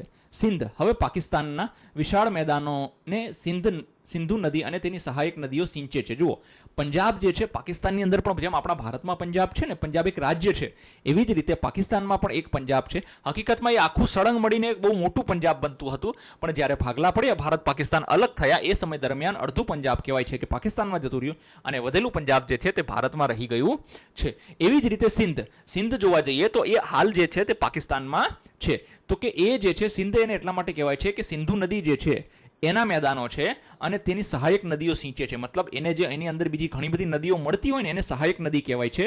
તો એ એને સિંચે છે મતલબ એ કહેવાય કે ખેતી માટે પાણી પૂરું પાડે છે. સિંધુ નદીએ આ મેદાનોને ઉપજાઉ અને ખેતી માટે અનુકૂળ બનાવ્યા. આ મેદાનોની પૂર્વ દિશામાં હજારો વર્ષો પહેલા હિમાલયની તળેટીથી હરિયાણા, પંજાબ, રાજસ્થાન અને ગુજરાતના કેટલાક વિસ્તારોમાં સરસ્વતી નદી વહેતી હતી. આકૃતિ 3.6 જુઓ. આશરે 3500 સામાન્ય સંવત પૂર્વે આ સમગ્ર વિસ્તારના ગામો અને નગરોમાં પરિવર્તિત થયા અને આશરે 2600 સામાન્ય સંવત પૂર્વે વેપાર વધવાથી તેમજ અન્ય વિનિમયોના કારણે નગરો મહાનગરોમાં પરિવર્તિત થયા. જુઓ, આ વિસ્તાર જે છે નાખો બરાબર છે, આનો વિકાસ થયો. હવે જુઓ, એ સમયમાં કહેવાય કે હિમાલયની તળેટીમાંથી એક નદી નીકળતી હતી. એ નદીનું નામ શું હતું? તો કે સરસ્વતી. તો કે તે ક્યાં થઈને વહેતી હતી? તો કે હરિયાણા, પંજાબ, રાજસ્થાન અને ગુજરાતમાં વહેતી હતી. હવે એમ કહે છે કે આ જે છે ત્યાં એ સમય દરમિયાન ધીરે ધીરે, મતલબ આજથી કહેવાય જાય કે 2000 આજથી લગભગ 5500 વર્ષ પહેલા તમે જોવા જાઓ તો ત્યાં નાના નાના ગામોનો વિકાસ થવાનો શરૂઆત થઈ. લોકો ત્યાં રહેવા માંડ્યા અને આ ગામોનો વિકાસ એટલો સરસ થયો કે એ ગામો ધીરે ધીરે શું થયા? તો કે મોટા નગરોમાં પરિવર્તિત થયા અને આશરે 2600 સામાન્ય સંવત પૂર્વે ત્યાં વેપાર વધવાથી તે નગરો મહાનગરોમાં પરિવર્તિત થઈ ગયા. આ વિસ્તારની આપણે અત્યારે વાત કરવાની છે. હવે જુઓ શું કીધું છે બીજું. આ સભ્યતાને પુરાતત્વવિદો સિંધુ સભ્યતા, હડપ્પા સભ્યતા અથવા સિંધુ સરસ્વતી સભ્યતા જેવા નામો આપ્યા છે. આપણે આ બધા નામોનો ઉપયોગ કરીશું. આ સભ્યતાના નિવાસીઓ હડપ્પીય અથવા તો હડપ્પાવાસી કહેવામાં આવે છે. તે વિશ્વની સૌથી પ્રાચીનતમ સભ્યતાઓમાંની એક છે. જુઓ, આ સભ્યતાને શું નામ આપ્યું છે? તો કે સિંધુ સભ્યતા તરીકે પણ ઓળખાય છે. શા માટે? કેમ કે સિંધુ નદીની આસપાસ છે. હડપ્પા સભ્યતા એટલે તો કે સૌથી પ્રથમ જે નગર આપણને મળ્યું હતું ખોદકામ દરમિયાન એ કયું હતું? તો કે હડપ્પા હતું. અને સિંધુ સરસ્વતી સભ્યતા શા માટે કહેવાય છે? તો કે સિંધુ નદી અને સરસ્વતી નદીની આસપાસ જ આ બધા નગરો આપણને મળી આવ્યા છે, એટલે આપણે આને સિંધુ સરસ્વતી સભ્યતા કહીએ છીએ. અને કહેવાય કે આપણે આ બધાનો નામનો ઉપયોગ કરી કોઈ પણ નામ લખીએ તો ચાલશે એમાં. હવે એમ કહેવાય છે કે અહીંયા જે લોકો રહેતા હતા આ સભ્યતામાં એને હડપ્પીય અથવા તો હડપ્પાવાસી, બરાબર છે. અહીંયા હડપ્પીય તો અહીંયા પણ પ આવશે, ય નહીં આવે. હડપ્પીય અથવા તો હડપ્પાવાસી કહેવામાં આવે છે. વિશ્વની કહેવાય કે મેસોપોટેમિયા છે, ઇજિપ્ત છે, એ સમય દરમિયાનની સૌથી પ્રાચીનતમ જેટલી પણ સભ્યતાઓ હતી તેમાંની આપણી ભારતીય સભ્યતા પણ એક હતી. ચૂકશો નહીં, આ સભ્યતાના રહેવાસીઓ આજે હડપ્પીય શા માટે કહેવામાં આવે છે? એનું કારણ માત્ર એટલું જ છે કે હડપ્પા શહેર આજે પાકિસ્તાનના પંજાબમાં આ સંસ્કૃતિમાંનું પહેલું એવું શહેર હતું કે જેને 1 સદી પહેલા ઈસવીસન 1920 સદી પહેલા 1920-1921માં ઉત્ખનન કરવામાં આવ્યું હતું. આ વિકાસ પ્રક્રિયાને ભારતનું પહેલું શહેરીકરણ કહેવામાં આવે છે. જુઓ, આને કેવા હડપ્પીય શા માટે કહેવાય છે? તો કે સૌથી પહેલું જે શહેર મળી આવ્યું ને, હવે જો આની વાર્તા આપણે સમજી લઈએ. સૌથી પહેલા હું તમને કહું કે ભારતમાં જે અંગ્રેજો જ્યારે આવ્યા ને, તો એ 1920-21 દરમિયાન એ લોકો શું કરતા હતા ખબર છે? કે સિંધના અમુક વિસ્તારોની અંદર રેલવે લાઇન નાખતા હતા. હવે રેલવે લાઇન નાખતા એ લોકોએ ખોદકામ કરવાની શરૂઆત કરી. ત્યાંની જે જાડીઓ હતી, ત્યાંના જંગલો હતા, એ બધી વસ્તુઓ કાપવાની શરૂઆત કરી. કાપતા એમને છે આ આખું નગર મળી આવે છે હડપ્પા. બરાબર છે? આ હડપ્પા આખું નગર મળી આવે છે ઉત્ખનન એટલે ખોદકામ દરમિયાન એમને જ્યારે આ નગર મળી આવે છે તો અંગ્રેજો આશ્ચર્ય થઈ જાય છે કે આટલા બધા જૂના, મતલબ કહેવાય કે ભારતીયો વિકસિત હતા. જે અત્યારે ભારતીયો ઉપર આપણે રાજ કરીએ છીએ એ લોકોએ આખી દુનિયા પર રાજ કરેલું. એટલે એમ કહેવાય છે કે આ જે પ્રક્રિયા છે, મતલબ હડપ્પા જે શહેર જે છે તે ભારતનું સૌથી પહેલું શહેરીકરણ માનવામાં આવે છે. મતલબ સૌથી પહેલું શહેર એ બનેલું હતું. જો અહીંયા આપણને ખૂબ સરસ આપ્યો છે નકશો 6.3 સિંધુ સરસ્વતી સભ્યતાની કેટલીક મુખ્ય વસાહતોનો નકશો. પર્વતમાળાઓને ભૂરા રંગ દ્વારા રચાયેલી સીમાઓની નોંધ લો. હવે જો આ પર્વતમાળાઓ દેખાય છે, આની વચ્ચે જ આખો વિકાસ થયો છે. હડપ્પા ક્યાં છે? જો આ હડપ્પા છે, દેખાય છે? તો કે સિંધુ નદી ક્યાં છે? જો આ સિંધુ નદી છે, દેખાય છે? આખી સિંધુ નદી છે. બરાબર છે? આ સિંધુ નદી, આ સરસ્વતી નદી છે, દેખાય છે? હા, અત્યારે તો લુપ્ત થઈ ગઈ છે. એટલે સિંધુ અને સરસ્વતી વચ્ચે કે એની આસપાસના જેટલા પણ નગરોનો વિકાસ, તમે જો ગુજરાતની અંદર પણ હડપ્પા સભ્યતા, ધોળાવીરા, જે આપણે હમણાં પાઠની સૌથી શરૂઆતમાં છે ને, જો ધોળાવીરા દેખાય છે, બરાબર છે? આ ધોળાવીરા છે. તો આ રીતે તમે જોવા જાઓ તો આપણને ખબર પડે છે. શું ખબર પડે છે? કે આ જે છે સભ્યતા કેટલી વિકસિત હતી. પછી ચાલો શોધીએ આ સભ્યતાના કેટલાક મહત્વના શહેરો નકશામાં દર્શાવેલા છે. આકૃતિ 6.3 એક વર્ગ પ્રવૃત્તિ તરીકે તમે આ શહેરોને આગામી પાના નંબર 90 કોષ્ટકમાં વર્તમાનના રાજ્ય અથવા પ્રદેશો સાથે જોડવાનો પ્રયાસ કરો. જુઓ, હવે શું કીધું છે? તો કે આપણે આને જોડવાનો પ્રયત્ન કરવાનો છે. તો ચાલો, તો હવે આપણે અહીંયા જોડકા જોડવાનો પ્રયત્ન કરીએ. હડપ્પીય શહેર અથવા નગર, વર્તમાન રાજ્ય અથવા પ્રદેશ. વર્તમાન ક્યાં છે? તો કે ધોળાવીરા. ધોળાવીરા ક્યાં આવેલું છે? આપણને ખબર છે, ગુજરાતના કચ્છમાં આવેલું છે. પછી હડપ્પા, તો કે હડપ્પા ક્યાં આવેલું છે? પંજાબમાં. જો આજનું પંજાબ કહેવાય નહીં, એ કહેવાય કે એ સમયના સંયુક્ત ભારતનું, એટલે અત્યારે એ પંજાબ પાકિસ્તાનમાં છે. પછી છે કાલીબંગા. તો કાલીબંગા જે છે તે ક્યાં આવેલું છે? તો કે રાજસ્થાનમાં. પછી છે મોહેન્જો-દડો. તો કે મોહેન્જો-દડો જે છે તે હાલના સિંધમાં, જે પાકિસ્તાનની અંદર છે. પછી છે રાખીગઢી. તો કે રાખીગઢી જે છે તે હરિયાણામાં આવેલું છે. આ રીતે આજના વર્તમાન રાજ્ય સાથે આપણે આના જોડકા જોડ્યા. હવે છે સરસ્વતી નદી. તો કે નકશામાં પાના નંબર 89 પર આકૃતિ 6.3માં સિંધ અને તેની 5 સહાયક નદીઓ દર્શાવવામાં આવી છે. મોહેન્જો-દડો અને હડપ્પા જેવા નગરો આ નદીઓના કિનારે વિકસ્યા હતા. સરસ્વતી નદી, જેને આજકાલ ભારતમાં ગગ્ગર અને પાકિસ્તાનમાં હાકરા અથવા ગગ્ગર હાકરા તરીકે ઓળખવામાં આવે છે, તેને કિનારે અનેક પુરાતન અવશેષો મળ્યા છે. આજે આ એક ઋતુગત નદી છે જે માત્ર ચોમાસાના સમયે વહે છે. જુઓ, હડપ્પા જે નગરો જે છે તે સિંધુ અને તેની 5 સહાયક નદીઓની ઉપર, એના કિનારે અથવા તો એની આસપાસ એનો વસવાટ થયો હતો અથવા તો વિકસ્યા હતા. જુઓ, આપણે આગળ પણ જોયું છે, આપણે દરેક પાઠમાં આપણે સમજીએ છીએ કે આ બધા મોટા શહેરો જે છે, તમે જોશો તો કે આજનું દિલ્હી જે છે તે યમુના નદીના કિનારે છે. પછી મોટા ભાગના શહેરો જે છે કે ઉત્તર ભારતના તમે કહી શકો, બરાબર છે, પટના છે, લખનઉ છે, આ બધા ગંગાના કિનારે આવેલા છે. તો કે શા માટે? તો કે ગંગાના કિનારે એટલા માટે કેમ કે નદી છે. તો કે નદી કિનારે શા માટે આ બધા શહેરોનો વસવાટ થયો? કેમ કે નદી હોવાથી શું થશે? તો કે તમને પાણી સરળતાથી મળી રહેશે. તો તેનાથી તમે ખેતી પણ ખૂબ જ સરસ કરી શકશો. તો સરસ્વતી નદી જે છે, જે ભારતમાં આજકાલ એને શું કહીએ છીએ? તો કે ગગ્ગર કહીએ છીએ, અને પાકિસ્તાનમાં એને હાકરા કહેવામાં આવે છે, અથવા તો ગગ્ગર હાકરા તરીકે ઓળખાય છે. તેને કિનારે આપણને ઘણા બધા અવશેષો મળ્યા છે. અને આ નદીનો તમે જોવા જાવ ને તો આ નદી કેવી છે? ઋતુગત નદી છે. ઋતુગત નદી એટલે કેવી? તો કે આ નદી જે છે તે ચોમાસાની સિઝનની અંદર જ ખાલી પાણી આમાં હોય છે, બાકી આ નદી સુકાઈ જાય છે. સરસ્વતી નદીનો ઉલ્લેખ સૌથી પહેલા ઋગ્વેદમાં કરવામાં આવ્યો છે, જે પ્રાચીન પ્રાર્થનાઓનો એક સંગ્રહ છે, જેના વિશે આપણે પ્રકરણ 7માં જાણીશું. આ ગ્રંથમાં સરસ્વતીની પૂજા દેવી તરીકે અને પર્વતમાંથી સમુદ્ર તરફ વહેતી નદી તરીકે બંને રીતે કરવામાં આવી છે. પછીના ગ્રંથમાં આ નદી સુકાઈ અને અંતે લુપ્ત થઈ જવાની વાત કરવામાં આવી છે. જુઓ, આપણે જ કહેવાય કે પ્રકરણ 7ની જે છે તમને અહીંયા લિંક દેખાશે. અહીંયા તમે પ્રકરણ 7ની લિંક પર ક્લિક કરીને તમે જોઈ શકો છો, કારણ કે એની અંદર આપણે જે 4 વેદો જે છે તેના વિશે અભ્યાસ કરવાનો છે. હવે એની અંદર કહેવાય કે સૌપ્રથમ જે વેદ છે ઋગ્વેદ છે. ઋગ્વેદની અંદર કહેવાય કે આ સરસ્વતી નદીનો ઉલ્લેખ કરવામાં આવ્યો છે અને એમાં એની પૂજા દેવી તરીકે કરવામાં આવી છે. સમુદ્ર પર્વતમાંથી સમુદ્ર તરફ વહેતી નદી તરીકે આ રીતે પણ તેને ઓળખવામાં આવે છે. અને એમ તેમાં કહેવાય કે આ ગ્રંથની અંદર કહેવાય કે એના પછીના ગ્રંથની અંદર એવું પણ કહેવામાં આવ્યું છે કે અંતે એ શું થાય છે તો કે વહેતા વહેતા સુકાઈ જાય છે અને લુપ્ત થઈ જવાની વાત પણ કરવામાં આવી છે. અત્યારે હાલમાં સરસ્વતી આમ જોઈએ તો લુપ્ત થઈ ગયેલી નદી છે. નગર આયોજન. હવે જુઓ, હડપ્પા સભ્યતા જે છે એ સમયે નગર કઈ રીતે હતા તો કે હડપ્પા અને મોહેજો-દડો જે બંને હાલ પાકિસ્તાનમાં છે, આ સભ્યતાના પ્રથમ 2 શહેરો છે જે લગભગ 1 સદી પહેલા સામાન્ય સંવત 1924માં મળી આવ્યા હતા. જો આ બંને શહેરો જે છે તે હાલ પાકિસ્તાનમાં છે લગભગ 1 સદી, એટલે કે આજે અત્યારે તમે જોવા જઈએ 2026-27 ચાલુ છે તો આજથી લગભગ 100 વર્ષ પહેલા કહેવાય કે આ શહેરો મળી આવ્યા હતા. સિંધુ નદીના મેદાનોમાં ઘણા પ્રાચીન સ્થળો મળી આવ્યા છે, જેના કારણે આ સભ્યતાને શરૂઆતમાં સિંધુ ખીણની સભ્યતા કહેવામાં આવતી હતી. જો આ સભ્યતાને તમે ઘણી જગ્યાએ વાંચશો કે સિંધુ ખીણની સભ્યતા લખેલી હશે તો સિંધુ ખીણની સભ્યતા એટલે હડપ્પા સભ્યતા જ તે, એટલે સિંધુ સરસ્વતી સભ્યતા આ બધા એક જ છે. તો કે એને શા માટે સિંધુ ખીણની સભ્યતા કહેવાતી તો કે મોટા ભાગના જે આના સ્થળો જે શરૂઆતમાં મળી આવ્યા ને એ બધા સિંધુ નદી આસપાસ મળી આવ્યા હતા, એટલે કહેવાય કે આને શું સિંધુ ખીણની સભ્યતા કહેવામાં આવે છે. પાછળથી અન્ય મોટા શહેરો જેમ કે ધોળાવીરા ગુજરાતમાં, રાખીગઢી હરિયાણામાં, ગેનવેરીવાલા પાકિસ્તાનના ચોલિસ્તાન રણમાં અને સેંકડો નાની જગ્યાઓ દાખલા તરીકે ગુજરાતમાં લોથલ ઉત્ખનન કરી શોધી કાઢવામાં આવ્યા. આવી શોધ આજે પણ ચાલુ છે. જુઓ, ધીરે ધીરે અમને ખબર પડી કે આ સભ્યતા જે છે તે ખાલી સિંધુ નદીની આસપાસ નથી પણ એનાથી ઘણી દૂર સુધી આ સભ્યતાઓ વિકસી છે. જેમ કે ગુજરાત તો બહુ સિંધુ નદીથી દૂર છે, પછી રાખીગઢી છે, પછી ગેનવેરીવાલા જે પાકિસ્તાનના ચોલિસ્તાનના રણમાં આવેલું છે, પછી ગુજરાતના લોખલમાં આવી અનેક જગ્યાઓ મળી આવેલી છે. અને કહેવાય કે હજી પણ આ મળી આવવાનું આનું ચાલુ છે. ઘણી અજાણી જગ્યાઓએ જ્યારે કોઈ પણ સરકારી કામકાજ દરમિયાન ખોદકામ કરવામાં આવે છે ત્યારે આ જગ્યાઓ મળી આવે છે.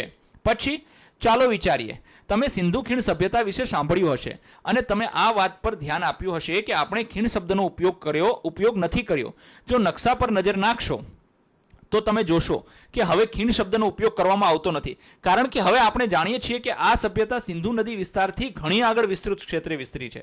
જો હવે આપણે આગળ જોયું, આગળ મેં તમને આગળના સ્લાઇડની અંદર જેમ કીધું એમ, હવે આને સિંધુ ખીણ કેમ નથી કહેવાતી તો કે પહેલા આને સિંધુ ખીણ એટલા માટે કહેવાતી હતી કે આના જે બધા નગરો જે છે તે સિંધુ નદીના મેદાનમાં મળી આવેલા હતા, એટલે આને પહેલા સિંધુ ખીણની સભ્યતા કહેવાતી હતી. પરંતુ હવે આ સિંધુ ખીણની સભ્યતા નથી, તો કે આને કયા નામે ઓળખવામાં આવે છે તો કે આને હવે સિંધુ સરસ્વતીના નામે ઓળખવામાં આવે છે. અર્થાત કહેવાય કે હવે આનો જે નગરો આપણને હવે મળ્યા છે એ બહુ દૂર દૂર સુધી આના નગરો મળી આવ્યા છે. રસપ્રદ એ છે કે સરસ્વતી નદીના તટ પ્રદેશોમાં માત્ર 2 મહાનગરો રાખીગઢી અને ગેનવેરીવાલા જ નહીં પરંતુ ઘણા નાના શહેરો હરિયાણામાં ફરમાના, રાજસ્થાનમાં કાલીબંગા અને કેટલાક અન્ય નગરો ભિર્રાના અને બનાવલી હરિયાણામાં 2 નગરો પણ આવે છે, જે નિશંકપણે આપણે નકશામાં ઘણા પુરાતત્વીય સ્થળોમાં સ્પષ્ટપણે દેખાય છે. હવે જુઓ, આમાં જુઓ આપણને એમ કહેવાય છે કે સરસ્વતી નદીના કિનારે ખાલી 2 જ નથી મળ્યા, રાખીગઢી અને ગેનવેરીવાલા જ નથી પરંતુ હરિયાણાની અંદર પણ 2 શહેર મળ્યા છે. પછી તમે જોવા જાવ તો રાજસ્થાનમાં પણ મળ્યું છે. આ રીતે અલગ અલગ કેટલા જ નગરો આપણને મળી આવ્યા છે. જો વિદ્યાર્થી મિત્રો આમાંથી નાના પ્રશ્ન એ પૂછાઈ શકે કે હરિયાણામાં સિંધુ ખીણ અથવા તો સિંધુ સરસ્વતી સભ્યતાના કયા શહેરો હરિયાણામાં આવેલા છે, તો આપણને એના જવાબ આવડવા જોઈએ. ફરમાના છે, પછી ભિર્રાના છે, બનાવલી છે, આ બધા જ આપણને ત્યાં મળી આવેલા છે. હડપ્પા સભ્યતાના મોટા ભાગના શહેરો સુનિયોજિત યોજના હેઠળ બાંધવામાં આવ્યા હતા. તે શહેરોમાં પહોળા રસ્તા, આપણે આગળ જોઈશું એને, જે સામાન્ય રીતે 4 મુખ્ય દિશાઓમાં ગોઠવાયેલા મોટા ભાગના નગરો કિલ્લેબંધીથી ઘેરાયેલા હતા. તેના 2 અલગ ભાગો છે. ઉપલું નગર જ્યાં કદાચ કુલીન લોકો રહેતા હશે અને નીચલું નગર જ્યાં સામાન્ય લોકો રહેતા હશે. હવે જુઓ અહીંયા શું કહે છે તો કે હડપ્પા સભ્યતાના આપણને જેટલા પણ હડપ્પીય સભ્યતાના નગર મળ્યા છે, મતલબ શહેરો મળ્યા છે, એ વ્યવસ્થિત આયોજન કરેલા નગરો હતા. એના રસ્તાઓ પહોળા હતા, એની 4 મુખ્ય દિશાઓમાં ગોઠવાયેલા મોટાભાગના નગરો, એને ફરતે કિલ્લા પણ બાંધવામાં આવ્યા હતા સુરક્ષાઓ માટે. અને દરેકની અંદર તમને 2 નગર જોવા મળે છે. એક છે ઉપલું નગર, તો કે ઉપલું નગર કોના માટે હતું? કુલીન વર્ગ. કુલીન વર્ગ એટલે શું તો કે સમાજના ઉચ્ચ વર્ગના લોકો, જેમ કે શાસકો છે, અધિકારીઓ છે, વહીવટકર્તા છે, પુરોહિતો છે, પૂજારીઓ છે, આ બધા માટે ઉપરનું નગર હતું અને નીચલું નગર જે સામાન્ય બધા મનુષ્ય હતા એના માટે આ નીચલું નગર હતું. કેટલીક મોટી ઇમારતોનો ઉપયોગ સાર્વજનિક ઉપયોગ માટે કરવામાં આવતો હતો. ઉદાહરણ તરીકે ગોદામ, જ્યાં માલ સામાન સંગ્રહ કરવામાં આવતો હતો. શેરીઓ અને ગલીઓ, વિવિધ કદના વ્યક્તિગત મકાનો જોવા મળે છે. હવે જો ત્યાં કહેવાય કે ઘણી બધી મોટી ઇમારતોનો સાર્વજનિક એટલે શું? તો કે સર્વ માટે જેનો ઉપયોગ થતો હોય ને, સર્વજન માટે જેનો ઉપયોગ થતો હોય ને એને સાર્વજનિક કહેવાય. તો કે એમાં ગોદામ બનાવવામાં આવતા હતા, પછી માલ સામાનનો સંગ્રહ કરવામાં આવતો હતો, પછી કહેવાય કે દરેક શેરીમાં ગલીઓમાં અલગ અલગ કદના વ્યક્તિગત મતલબ બધાને પોતપોતાના મકાનો હતા. રસપ્રદ વાત એ છે કે નાના અને મોટા મકાનોના બાંધકામની ગુણવત્તા એકસરખી હતી. આ ઇમારતોના બાંધકામમાં સામાન્ય રીતે ઈંટોનો ઉપયોગ કરવામાં આવ્યો હતો. હવે તમે વિચાર કરો કે કદાચ ગમે એવડું મોટું મકાન હોય કે ગમે એટલું નાનું મકાન હોય, બધાના બાંધકામમાં જે પ્રકારનો માલ સામાન વાપરવામાં આવતો હતો તે એક સરખો જ હતો. મતલબ કોઈ પણ પ્રકારનો ભેદભાવ હતો નહીં. અને કહેવાય કે એ સમયે લોકો ઈંટોનો ઉપયોગ કરીને આ બાંધકામ કરતા હતા. કેટલાક બાંધકામો બનાવવાનો હેતુ આજે પણ ચર્ચાનો વિષય બની શકે છે. જુઓ, હવે કેટલાક મતલબ અલગ અલગ જે બધા બાંધકામો બનાવેલા એ આજે પણ ચર્ચાનો વિષય, મતલબ શા માટે બનાવવામાં આવ્યું હશે તે નક્કી કરી શકાતું નથી. પહેલું છે મોહેન્જો-દડોનું પ્રખ્યાત વિશાળ સ્નાનાગાર. આપણે જોઈશું પાના નંબર 93 ઉપર. એ એક નાનું પરંતુ વિસ્તૃત સ્નાનકુંડ છે જેનું માપ 12x7 મીટર છે. તળિયા પર નાખેલી ઈંટો વોટરપ્રૂફિંગ સામગ્રીના સ્તરથી ઢંકાયેલી હોય છે. દાખલા તરીકે ડામરના રૂપમાં કુદરતી બિટુમિન. હવે જુઓ, તમે વિચાર કરો, એવડું મોટું સ્નાનાગાર મળી આવ્યું કે જેની કહેવાય કે લંબાઈ 12 મીટર છે, પહોળાઈ 7 મીટર છે. હવે એના તળિયા ઉપર ઈંટો નાખી છે અને વોટરપ્રૂફિંગ કરી. વોટરપ્રૂફિંગ એટલે શું થાય? તો કે પાણી જે છે તે જમીન પી ના જાય એના માટે કહેવાય કે આપણે ટાઇલ્સ નાખીએ ને આજના જમાનામાં, તો એ સમયે બિટુમિન જે કોલસો આવે છે એ નીચે ડામર સ્વરૂપે પાથરવામાં આવ્યો છે. સ્નાનાગારની આજુબાજુ નાના ઓરડાઓ જોવા મળે છે. તેમાં અંદર એક કૂવો મળી આવ્યો છે. સ્નાનાગારનું પાણી સમયાંતરે ખાલી કરવા માટે ખૂણામાં એક નીક પણ છે અને સ્નાનાગાર સમયાંતરે સ્વચ્છ પાણીથી ભરવામાં આવતું હતું. હવે તમે જુઓ કે આજનું સ્વિમિંગ પુલની જ વાત કરી લ્યો તો કે સ્નાનાગારમાં એને કહેવાય કે એની અંદર એક કૂવો પણ નાનો મળી આવ્યો છે. પછી તો કે સ્નાનાગારમાં સમયાંતરે પાણી જે છે ખાલી કરવું. જો તમને ખબર હોય તો આપણો મોટો ટાંકો હોય એને ખાલી કરવા માટે સામાન્ય રીતે એક નાની એવી કહેવાય બૂચ આપેલું. એ નળી તમે બૂચ ખોલી નાખો ને એટલે આખા ટાંકાનું પાણી નીકળી જાય છે. તો એ સમયે એ દરમિયાન એ સ્નાનાગાર ખાલી કરવા માટે એક નાનું એવું કહેવાય કે ઓલું નીક આપવામાં આવેલી હતી. તેનાથી એ શું થાય? એ ખાલી કરીને સ્વચ્છ પાણી તેમાં ભરી શકાય છે. હવે જુઓ, આ કહેવાય કે નીચલું નગર છે. દેખાય છે? આ નીચલું નગર છે. જોયું? કાલીબંગાન ખાતે પહોળી શેરી. આની શેરી તમે જુઓ કેટલી પહોળી છે. આ ઉપલું નગર છે. બરાબર છે? તો આ રીતે અલગ અલગ નગરો, ઉપલું નગર અને નીચલું નગર, જે કહેવાય કે કુલીન વર્ગ માટે હતું. નીચલું નગર સામાન્ય લોકો માટે હતું. શેરી જુઓ કેવડી પહોળી છે. નકર એ સમયે તો બળદગાડા જ હતા ને, ત્યારે ક્યાં ફોર વ્હીલરો હતી કે બસો હતી. તેમ છતાં આ લોકોની શેરી જુઓ કેટલી પહોળી છે. પછી તો કે ધોળાવીરામાં રહેણાંક વિસ્તારમાં લંબરૂપે, જુઓ આ શેરીઓ દેખાય છે, લંબરૂપે આડી અને ઊભી શેરીઓ દેખાય છે તમને. મધ્યમાં ધોળાવીરાના અન્ય નગરની જેમ નહીં પણ 3 અલગ અલગ વિભાગ હતા. ઉપરાંત મોટાભાગની ઇમારતોના પાયાના પથ્થરો બનાવવામાં, જો આ પાયાના પથ્થરો છે, આના ઉપર મકાન બનેલા હશે. અત્યારે તો ખાલી શું રહી ગયા છે? તો કે આવું જ રહી ગયું છે. આ કહેવાય કે આજથી કહેવાય કે 3-4 સહસ્ત્રાબ્દી પૂર્વે, 3-4 હજાર વર્ષ પૂર્વે આ લોકોએ આવું સરસ બાંધકામ કરેલું હતું, જે આજના સમયમાં પણ ટકી રહ્યું છે. ખૂબ વિચારવા મતલબ નવીન વસ્તુ કહેવાય. પછી જોવા મોહેન્જો-દડોનું વિશાળ સ્નાનાગાર. જો આ દેખાય છે, આ સ્નાનાગાર મોહેન્જો-દડોનું ખૂબ સરસ. જો અહીંયા જુઓ ટાઇલ્સ જેવું પણ આ નીચે અહીંયા લોકોએ પાથરવામાં આવ્યું છે. દાદરા સરસ ગોઠવવામાં આવ્યા છે. અલગ અલગ અહીંયા જુઓ સ્વિમિંગ પુલમાં જેમ દાદરા હોય છે એવું પણ ગોઠવવામાં આવ્યું છે. કિનારીઓ તમે જોવા જશો તો અલગ અલગ આ લોકોએ કહેવાય. અને જુઓ અહીંયા નીક પણ આપવામાં આવી છે જેથી કરીને પાણી બહાર કાઢી શકાય. આ બધી વસ્તુઓનું આયોજન એ લોકોએ આજથી 3-4 હજાર વર્ષો પહેલાં કરેલું હતું. તેના નિર્માણનો હેતુ શું હશે? પુરાતત્વવિદો અનેક સંભવિત સ્પષ્ટતાઓ રજૂ કરી છે. જાહેર સ્નાન માટે સ્નાનાગાર, માત્ર રાજવી પરિવાર માટે સ્નાનાગાર, ધાર્મિક વિધિઓ માટે વપરાતું સ્નાનાગાર. જો કે પ્રથમ ખુલાસો હવે સ્વીકાર્ય નથી, કારણ કે તેવું જાણવા મળ્યું છે કે આ નગરના મોટા ભાગના ઘરોમાં સ્નાનાગાર હતા. જો હવે એમ કહેવાય કે જાહેર સ્નાન માટે એટલે બધા જાહેરમાં ત્યાં જઈને સ્નાન કરી શકે. તો કે આ વસ્તુ ખોટી છે. શા માટે ખોટી છે? કેમ કે ત્યારે જ્યારે ઘરને વ્યવસ્થિત જોવામાં આવ્યા ને, જે કાચા ઘર, જો આ જે મકાનો તમે જોયા છે વ્યવસ્થિત, તમને કહું, જો આ જે મકાનો દેખાય છે આપણે, આ બધા ઘરોની અંદર શું જોવા મળે છે? તો કે સ્નાનાગાર, મતલબ બાથરૂમ બધા ઘરની અંદર જોવા મળે છે. જો બધા ઘરોમાં બાથરૂમ હોય તો અહીંયા જાહેરમાં શું કામ નાહવા આવશે કોઈ, બરાબર છે? અથવા તો એવું પણ બની શકે કે ત્યાંના જે રાજવી પરિવાર જે તમે શાસક હતા એના માટે હશે, અથવા તો ધાર્મિક વિધિ માટે આ સ્નાનાગારનો ઉપયોગ કરવામાં આવ્યો હશે, એવું બની શકે છે. આ માટે વિદ્વાનોમાં અલગ અલગ મતો છે. ચાલો શોધીએ. છેલ્લા 2 અર્થઘટન વિશે વર્ગમાં ચર્ચા કરો. શું તમે બીજા કોઈ વિચાર કરી શકો છો? યાદ રાખો કે આ કિસ્સામાં આપણી પાસે ઇતિહાસનો બીજો કોઈ સ્ત્રોત નથી, કોઈ શિલાલેખ કે કોઈ લખાણ કે પ્રવાસ નોંધ નથી. હવે જો એના માટે આપણી પાસે કોઈ જ વ્યવસ્થા નથી કે આ શા માટે એ સ્નાનાગાર બનાવવામાં આવ્યું, એના પાસે આપણી પાસે કોઈ એનો કહેવાય કે એનો ઠોસ પુરાવો નથી. જળ વ્યવસ્થાપન. તો કે એ સમયે પાણીની વ્યવસ્થા કેવી હતી? તો કે હડપ્પાવાસીઓ માટે જળ વ્યવસ્થાપન અને સ્વચ્છતા ખૂબ મહત્વ ધરાવતી હતી. તેમના ઘરોમાં સ્નાન માટે અલગ સ્નાનાગાર હતા, જે ગંદા પાણીના નિકાલ માટેની વિશાળ ગટર વ્યવસ્થા સાથે જોડાયેલા હતા અને સામાન્ય રીતે ગંદા પાણીને રસ્તાની નીચે ઢંકાયેલી નિક દ્વારા વહેડાવીને દૂર લઈ જતી હતી. હવે જો કેવું સરસ કહેવામાં આવ્યું છે કે એ સમયના લોકો કહેવાય કે જળ વ્યવસ્થાપન મતલબ વરસાદનું જે પાણી આવે તેને બચાવવું, પછી કહેવાય કે બને એટલું પાણી ઓછું નદીમાં વહેવા દેવું. પછી તો કે એ સમય દરમિયાન તમે જોવા જાઓ તો ઘરોમાં નાહવા માટે અલગ અલગ સ્નાનાગાર મતલબ બાથરૂમ હતા. બીજું, ઘરની અંદર જે ગંદુ પાણી થાય એ ગંદા પાણીના નિકાલ માટે વ્યવસ્થિત કહેવાય કે બહુ વિશાળ ગટર વ્યવસ્થા હતી. કહેવાય કે આ બધા ગંદા પાણીઓને ભૂગર્ભ ગટર મારફતે ઢાંકણાઓથી ઢંકાયેલી નિકથી વહેડા. નિક એટલે તમે જોવા જાઓ ને તો પેલા ઢાંકણાઓ આવે ને વ્યવસ્થિત રીતે ઢંકાયેલી કહેવાય કે નાલીઓ જેને કહેવાય ને એ નાલીઓ દ્વારા વહેડાવીને એને દૂર સુધી લઈ જવામાં આવતું હતું. એટલે આમ જોવા જઈએ ને તો ભૂગર્ભ ગટર તરીકે આને કહી શકીએ ખરા.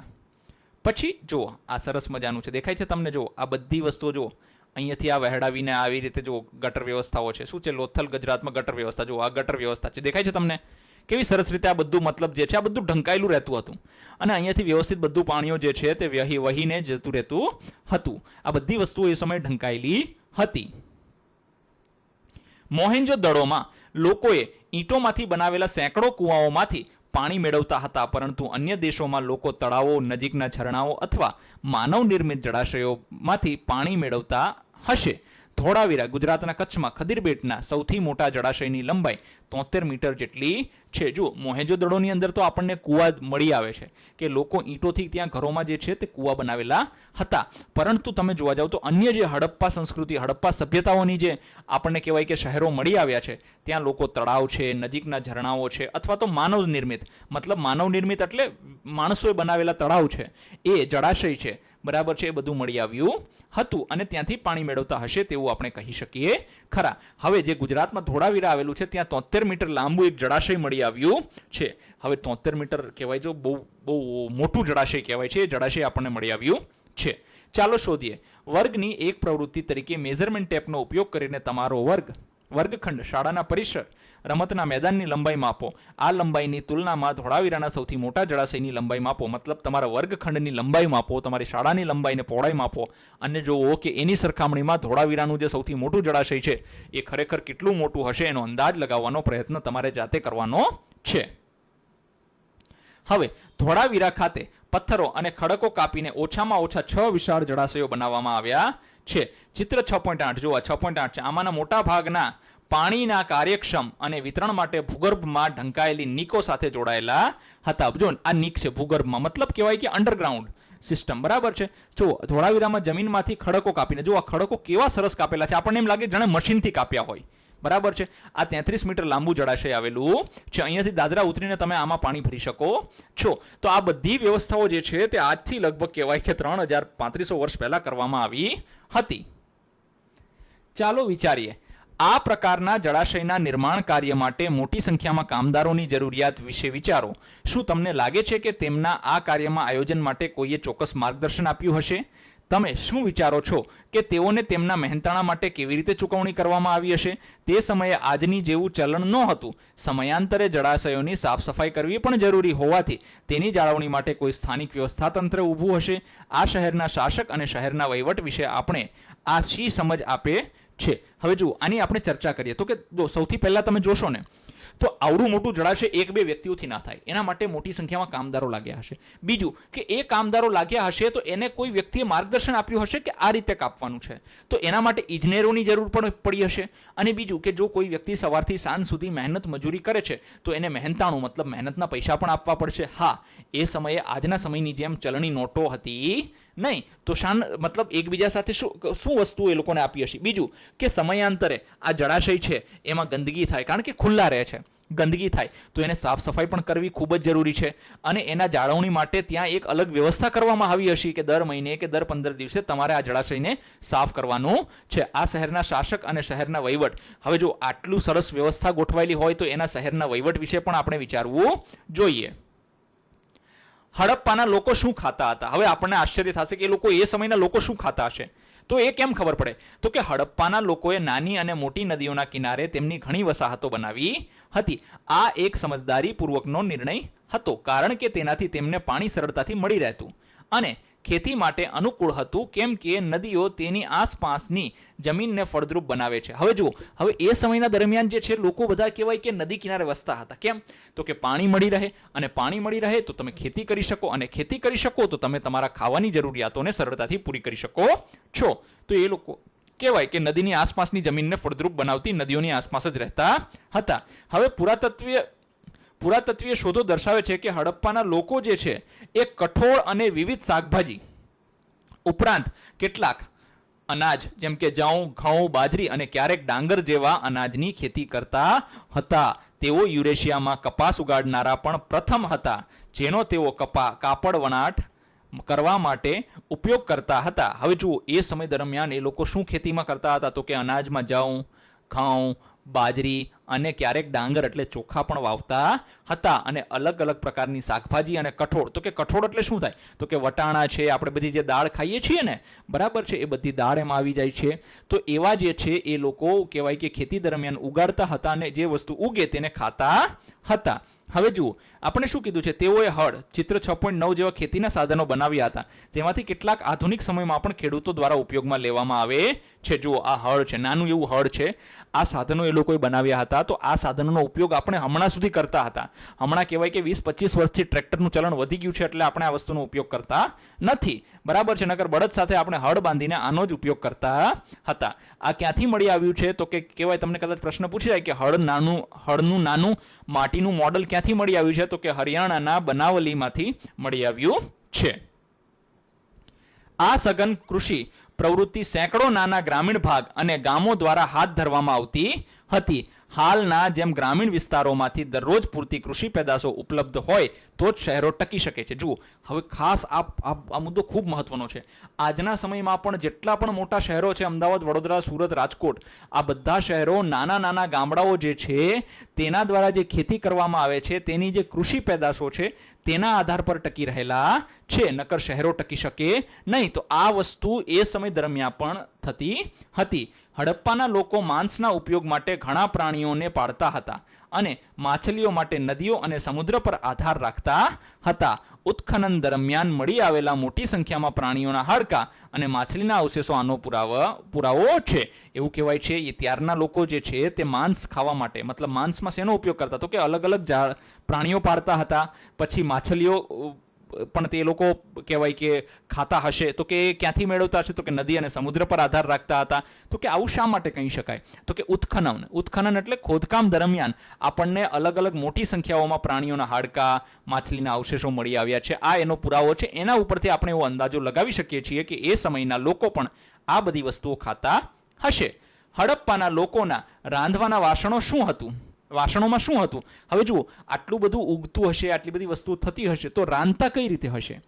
આ પ્રશ્નના જવાબ માટીના વાસણોની વૈજ્ઞાનિક તપાસ દ્વારા મળ્યા છે, જેમાં અનુમાન પ્રમાણે દૂધની બનાવટો અને અનુમાન ઉપરાંત હળદર, આદુ અને કેળાના અવશેષો હતા, જે દર્શાવે છે કે તે સમયના લોકોમાં ખોરાકમાં ઘણું વૈવિધ્ય હતું. હવે જે વાસણો એ સમયના મળી આવે ને માટીના, એની જ્યારે વૈજ્ઞાનિક તપાસ કરવામાં આવી તો ખબર પડી કે એમાંથી દૂધની બનાવટો અલગ અલગ હતી. બીજું હળદર મળી આવ્યું છે, આદુના અમુક નિશાનો મળી આવ્યા છે, કેળાના અવશેષો મળી આવ્યા છે. આના ઉપરથી આપણે કહી શકીએ કે એ લોકો અલગ અલગ પ્રકારનું કેટલું બધું જમતા હતા. ચાલો શોધીએ કલ્પના કરો કે તમે હડપ્પામાં એક ઘરમાં ભોજન બનાવી રહ્યા છો, તો ઉપરોક્ત માહિતીના આધારે તમે કઈ કઈ વાનગીઓ બનાવશો? હવે જો આપણે જે ઉપર વસ્તુઓ જોઈ કે એ લોકો શું શું ઉગાડે છે, કઈ કઈ વસ્તુઓનો ઉપયોગ કરે છે, કેવા કેવા વાસણોનો ઉપયોગ કરે છે, તો એના આધારે આપણે કઈ કઈ વાનગીઓ બનાવીશું? તો સૌથી પહેલાં જવ અને ઘઉંની રોટલી કે ભાખરી બનાવીશું, કેમ કે એ સમયના લોકો આ વસ્તુ ઉગાડતા હતા. બરાબર છે, ઘઉં અને જવ ઉગાડતા હતા અને લોટમાંથી ભાખરી કે પૂરી બનાવી શકાય છે. પછી તો કે કઠોળ અને શાકભાજીથી કઢી અને શાક બનાવીશું આપણે. બરાબર છે, તો કે વિવિધ પ્રકારના કઠોળ અને શાકભાજીનો ઉપયોગ કરતા હતા, તેમાં હળદર અને આદુ વગેરે મસાલાઓનો ઉપયોગ કરીને તેને સ્વાદિષ્ટ બનાવતા હતા. તો આપણે શાકભાજી અને કઠોળ બનાવી શકીશું, મતલબ એનું શાક બનાવી શકીશું. પછી તો કે ખીચડી અને ભાત એ લોકો ખાતા, તો કે કઈ રીતે ખબર પડે? તો કે એ સમયે ડાંગર અને મોતી બાજરી જેવા અનાજનો ઉપયોગ થતો હતો, મતલબ ખીચડી કે ભાત ચોખાથી બનાવી શકાય છે. પછી દૂધની બનાવટો અને મિષ્ટાન, તો કે પશુપાલનથી મળતા દૂધમાંથી એ લોકો દહીં, માખણ અને ઘી જેવી વસ્તુઓ મેળવતા હતા. પછી ઘઉં અને જવના લોટનો ઉપયોગ કરીને કિડ્સ અથવા બાળકો માટે લાપસી, ખીર જેવી વાનગીઓ. જો ઘઉં અને જવના લોટનો કહેવાય ને કે નાનો એવો ભૂકો હોય ને, બહુ આછો, એ નાના નાના બાળકો માટે એનો ઉપયોગ થતો હોય છે, કે જેને દાંત આવ્યા હોય નવા અથવા તો દાંત ના આવ્યા હોય, જેમાં ચાવવાની જરૂર ન પડે, તો એનો કે એને લાપસી અથવા તો ખીર બનાવીને એ બાળકોને ખવડાવવામાં આવે છે.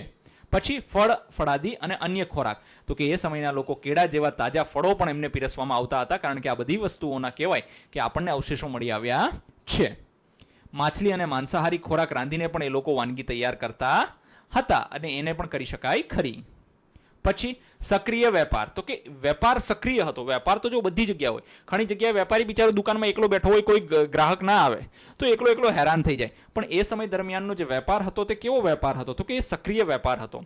તો કે હડપ્પાના લોકો માત્ર તેમની પોતાની સભ્યતા અર્થાત નજીક કે દૂરના અન્ય શહેરોમાં જ નહીં, પરંતુ ભારતની અંદર અને ભારતની બહાર અન્ય સભ્યતાઓ સાથે પણ સક્રિય વેપારમાં જોડાયેલા હતા. જો આ લોકો વસ્તુઓની લેવડ દેવડ અથવા તો લે વેચ ખાલી પોતાના નગર કે શહેર કે ગામ પૂરતી જ મર્યાદિત હતી નહીં. એ લોકો ભારતની અંદર અને ભારતથી દૂર દૂર સુધી બહારની જગ્યાઓમાં પણ વેપારો કરતા હતા. તેઓ આભૂષણો, લાકડા, રોજબરોજના ઉપયોગની કેટલીક ચીજ વસ્તુઓનો નિકાસ કરતા હતા. નિકાસ કરવો એટલે મોકલવી, અહીંથી વેચવા જવી, તો કે એ કહેવાય છે કે લાકડા છે, આભૂષણો છે, આ બધી વસ્તુઓનો શું કરતા હતા? નિકાસ કરતા હતા. તેઓ કદાચ સંભવતઃ સોનું અને કપાસ તેમજ કેટલીક ખાદ્ય વસ્તુઓનો પણ નિકાસ કરતા હતા. જો બની શકે કે સોનું અને કપાસનો પણ એ લોકો એ સમયે શું કરતા હતા? તો કે નિકાસ કરતા હતા. આભૂષણો પણ એ સમયે કહેવાય કે વેચતા હશે. સૌથી વધુ પસંદ કરવામાં આવતા આભૂષણોમાં અકીક, કાર્નેલિયનના મણકા, જે આપણે જોઈશું આગળ, અને લીલાશ પડતો અલ્પ મૂલ્યવાન પથ્થર મોટે ભાગે ગુજરાતમાં જોવા મળે છે.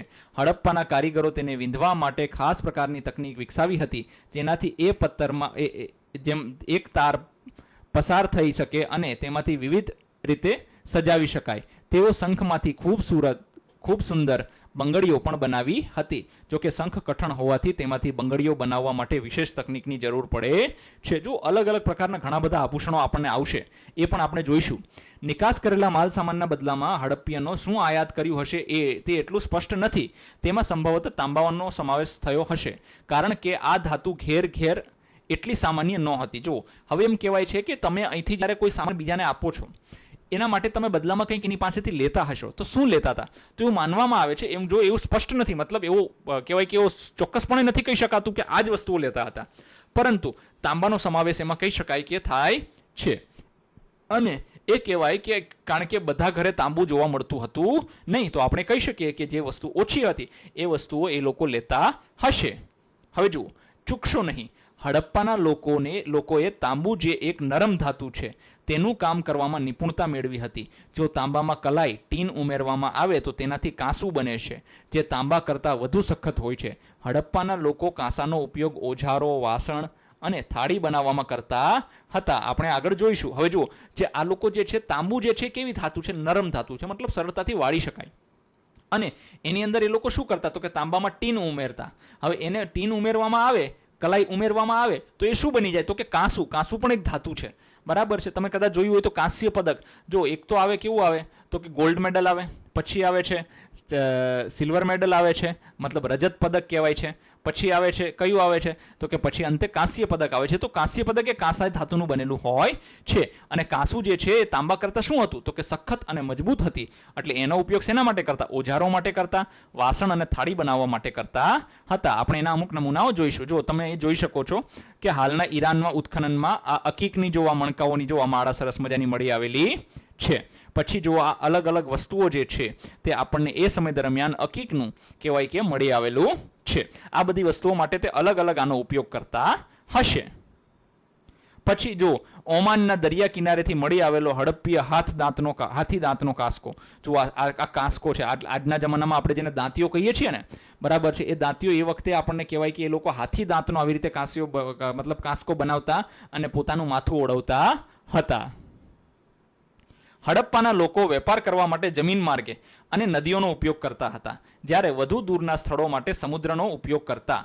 જો એ લોકો કહેવાય કે વેપાર જ્યારે કરવા જતા ને, તો આજના સમયમાં પણ આપણે કહેવાય કે સમુદ્રની પાર જઈને કરીએ છીએ, તો એ લોકો એ સમયે પણ દૂર દૂરના જગ્યાઓએ જવા માટે આનો ઉપયોગ કરતા હતા.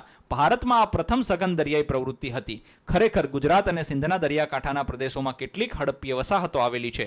લોથલ ગુજરાતની એક નાનકડી વસાહત છે, જ્યાં આશ્ચર્યજનક રીતે એક વિશાળ બેસિન આવેલું છે, જેની લંબાઈ 217 મીટર અને પહોળાઈ 36 મીટર જેટલી છે. તેની લંબાઈ ફૂટબોલના 2 મેદાન કરતાં થોડી વધારે છે. આ બેસિનમાં બંદર જેવું માળખું અવશ્ય રહ્યું હશે. તેનો ઉપયોગ નૌકાઓના માધ્યમથી માલ સામાન આયાત અને નિકાસ કરવા માટે થતો હશે. જો ગુજરાતમાં જે અમદાવાદ જિલ્લામાં લોથલ આવેલું છે, ત્યાં જે છે એક કહેવાય કે એક બેસિન આવેલું છે. બેસિન એટલે શું ખબર છે? તો કે જહાજો પાર્ક કરવા માટેની જગ્યા. તો કે જહાજો શા માટે પાર્ક? જહાજ એટલે જે દરિયામાં જહાજ ચાલે એની વાત છે. તો કે એને પાર્ક શા માટે કરવા જોઈએ? તો કે એને પાર્ક એટલા માટે કરવાના, એને ત્યાં એટલા માટે ગોઠવવાના કે એની અંદર સામાન નાખી દેવાનો અને એ સામાન પછી બીજા દેશો સુધી લઈ જવાનો છે. તો કે એ બેસિન કેવડું છે? તો કે અત્યારના 2 ફૂટબોલ મેદાન થાય ને એના કરતાં પણ મોટું છે. તો આનાથી શું થાય? તો કે માલ સામાન જે છે તે બીજી જગ્યાએ જતો હશે અને બીજી જગ્યાનો સામાન આપણે ત્યાં આવતો હશે. જુઓ, આ દેખાય છે તમને લોથલ ખાતેનું વિશાળ બંદર. તો આ કહેવાય કે આ સમુદ્ર કિનારે આવેલું છે. તમે જોશો ને તો આ સમુદ્ર કિનારે વસ્તુ આવેલી છે. તો અહીંયા કહેવાય કે આનો ઉપયોગ કરવામાં આવતો હતો. મોટા મોટા જહાજો જે છે, હા, આ જે થાંભલા દેખાય છે વીજના, એ અત્યારના છે. હો ભાઈ, એ સમયના નથી, બરાબર છે. ખાલી આ જે તમને દેખાય છે એ સમયનું છે. લોથલ બંદર દેખાય છે. આવા વ્યાપક સ્તરે થતા વેપારમાં જરૂરી હતું કે વેપારીઓ તેઓના માલસામાન અને એકબીજાને ઓળખે. ઘણી વસાહતોનું ખોદકામ કરતા ત્યાંથી હજારોની સંખ્યામાં મળેલી નાની મોહરોનો આવો જ ઉપયોગ થતો હશે. જો હવે એ સમય દરમિયાન અલગ અલગ સિક્કાઓ મળ્યા છે, મોહર જેને કહેવાય, બરાબર છે. એ સિક્કાઓ જે મળ્યા છે, સિક્કા એટલે પેલા સિક્કા નહીં હો, આપણે પેલા તમારો આચાર્યનો સિક્કો આવે ને એવો સિક્કો, બરાબર છે. અલગ અલગ મોહર મળી છે. તો કે એ મોહરનો ઉપયોગ શું કામ? તો કે અહીંથી બધો સામાન માનો કે ચડાવી દીધો જહાજની અંદર, પછી બીજા દેશમાં ગયો, તો હવે બીજા દેશમાં કોનો કયો સામાન છે કેમ ખબર પડશે? તો કે એના માટે એક વ્યવસ્થિત એના ઉપર મોહર મારવામાં આવતી હતી. આ મોહરો પોચા પથ્થરો જેમ કે સ્ટેટાઇટથી બનેલી હતી, જેમને ગરમ કરીને કઠોર બનાવવામાં આવતી હતી, જેનું માપ કેટલાક સેન્ટીમીટર જ હતું. તેના પર પ્રાણીઓના ચિત્ર બનાવવામાં આવ્યા છે, પરંતુ તે સાથે લેખન કલાના સંકેતો પણ મળ્યા છે. આ લેખન પ્રણાલી અને પ્રાણી ચિત્રોના પ્રતીકો હજુ ઉકેલી શકાયા નથી, પરંતુ નક્કી છે કે આ મોહર વ્યાપારની કોઈ પ્રક્રિયા દર્શાવે છે. જો આ દેખાય છે, આ 3 મોહર, તો કે આ અલગ અલગ સિક્કાઓ છે, બરાબર છે. તો કે હડપ્પીય એક શિંગડાવાળા ઘોડાનું પ્રાણી છે. આ જો દેખાય છે, એક શિંગડાવાળો ઘોડો છે. પછી બીજું શું છે? પછી તો કે હડપ્પીય મુદ્રામાં તો કે જો આ બળદ આપેલો છે. પછી તો કે કહેવાય કે હડપ્પીય સીલ શિંગડાવાળો વાઘ દર્શાવતી, બરાબર છે, એક મોહર છે. જો આ બધી અલગ અલગ મોહર છે. આ સિક્કાઓ એ સમયમાં ઉપયોગમાં લેવાતા હતા એવું માની શકાય છે. ચાલો શોધીએ આ 3 હડપ્પીય મોહર સીલના કેટલાક લખાણો ચિહ્નિત સાથે જોઈને તમારા મગજમાં શું વિચાર આવે છે? કોઈ અર્થઘટન કે કોઈ કલ્પના કરો. તો કે આના ઉપરથી આપણે શું વિચાર કરી શકીએ? તો કે સૌથી પહેલા ચિત્રલિપિ અને સંકેતો. મતલબ એ સમયના લોકો ચિત્રલિપિ મતલબ કહેવાય કે ચિત્રથી એકબીજાને કહેવાય કે સંદેશો પહોંચાડવા માટે, એકબીજાની ઓળખ માટેનો ઉપયોગ કરતા હતા. અક્ષરોને બદલે એ લોકો ચિત્ર અને વિશિષ્ટ ચિહ્નો કહેવાય, જેમ કે માછલી છે, પક્ષી છે, માનવ છે, આકૃતિ છે, અથવા તો ભૂમિતિની ફાત, આવા કહેવાય કે ચિત્રાત્મક રીતે એનો લિપિનો ઉપયોગ કરતા અને તેની ઓળખ એ લોકોને હતી એવું આપણે કહી શકીએ છીએ. પછી તો કે લિપિ ઉકેલી ન શકાવી. હવે જો આજના સમયમાં પણ આપણે જે છે કે જે ભાઈ આપણે જે આગળ જે જોયા ને 3 ચિત્રો, બરાબર છે, એ 3 મોહર જે છે એ હજી સુધી કહેવાય કે એ એક ઉખાણું જ છે. મતલબ એનો ઉકેલ આપણને મળી શક્યો નથી. વેપાર અને માલિકીની ઓળખ. તો કે એ સમય દરમિયાન વેપાર માટે એવું માનવામાં આવે છે કે આ મોહરનો ઉપયોગ થતો હશે, જેથી કરીને માલ સામાન અને પોટલા કે ગુણ ઉપર આ મોહરની છાપ મારીને માલિક નક્કી કરવા અને માલની ગુણવત્તા દર્શાવવા માટે કદાચ આપણે એવું માની શકીએ કે આનો ઉપયોગ થતો હશે. પછી છે પ્રાણીઓનું મહત્વ અને ધાર્મિક માન્યતાઓ. તો કે આ મોહરમાં ખાલી પ્રાણીઓ જ કેમ છે?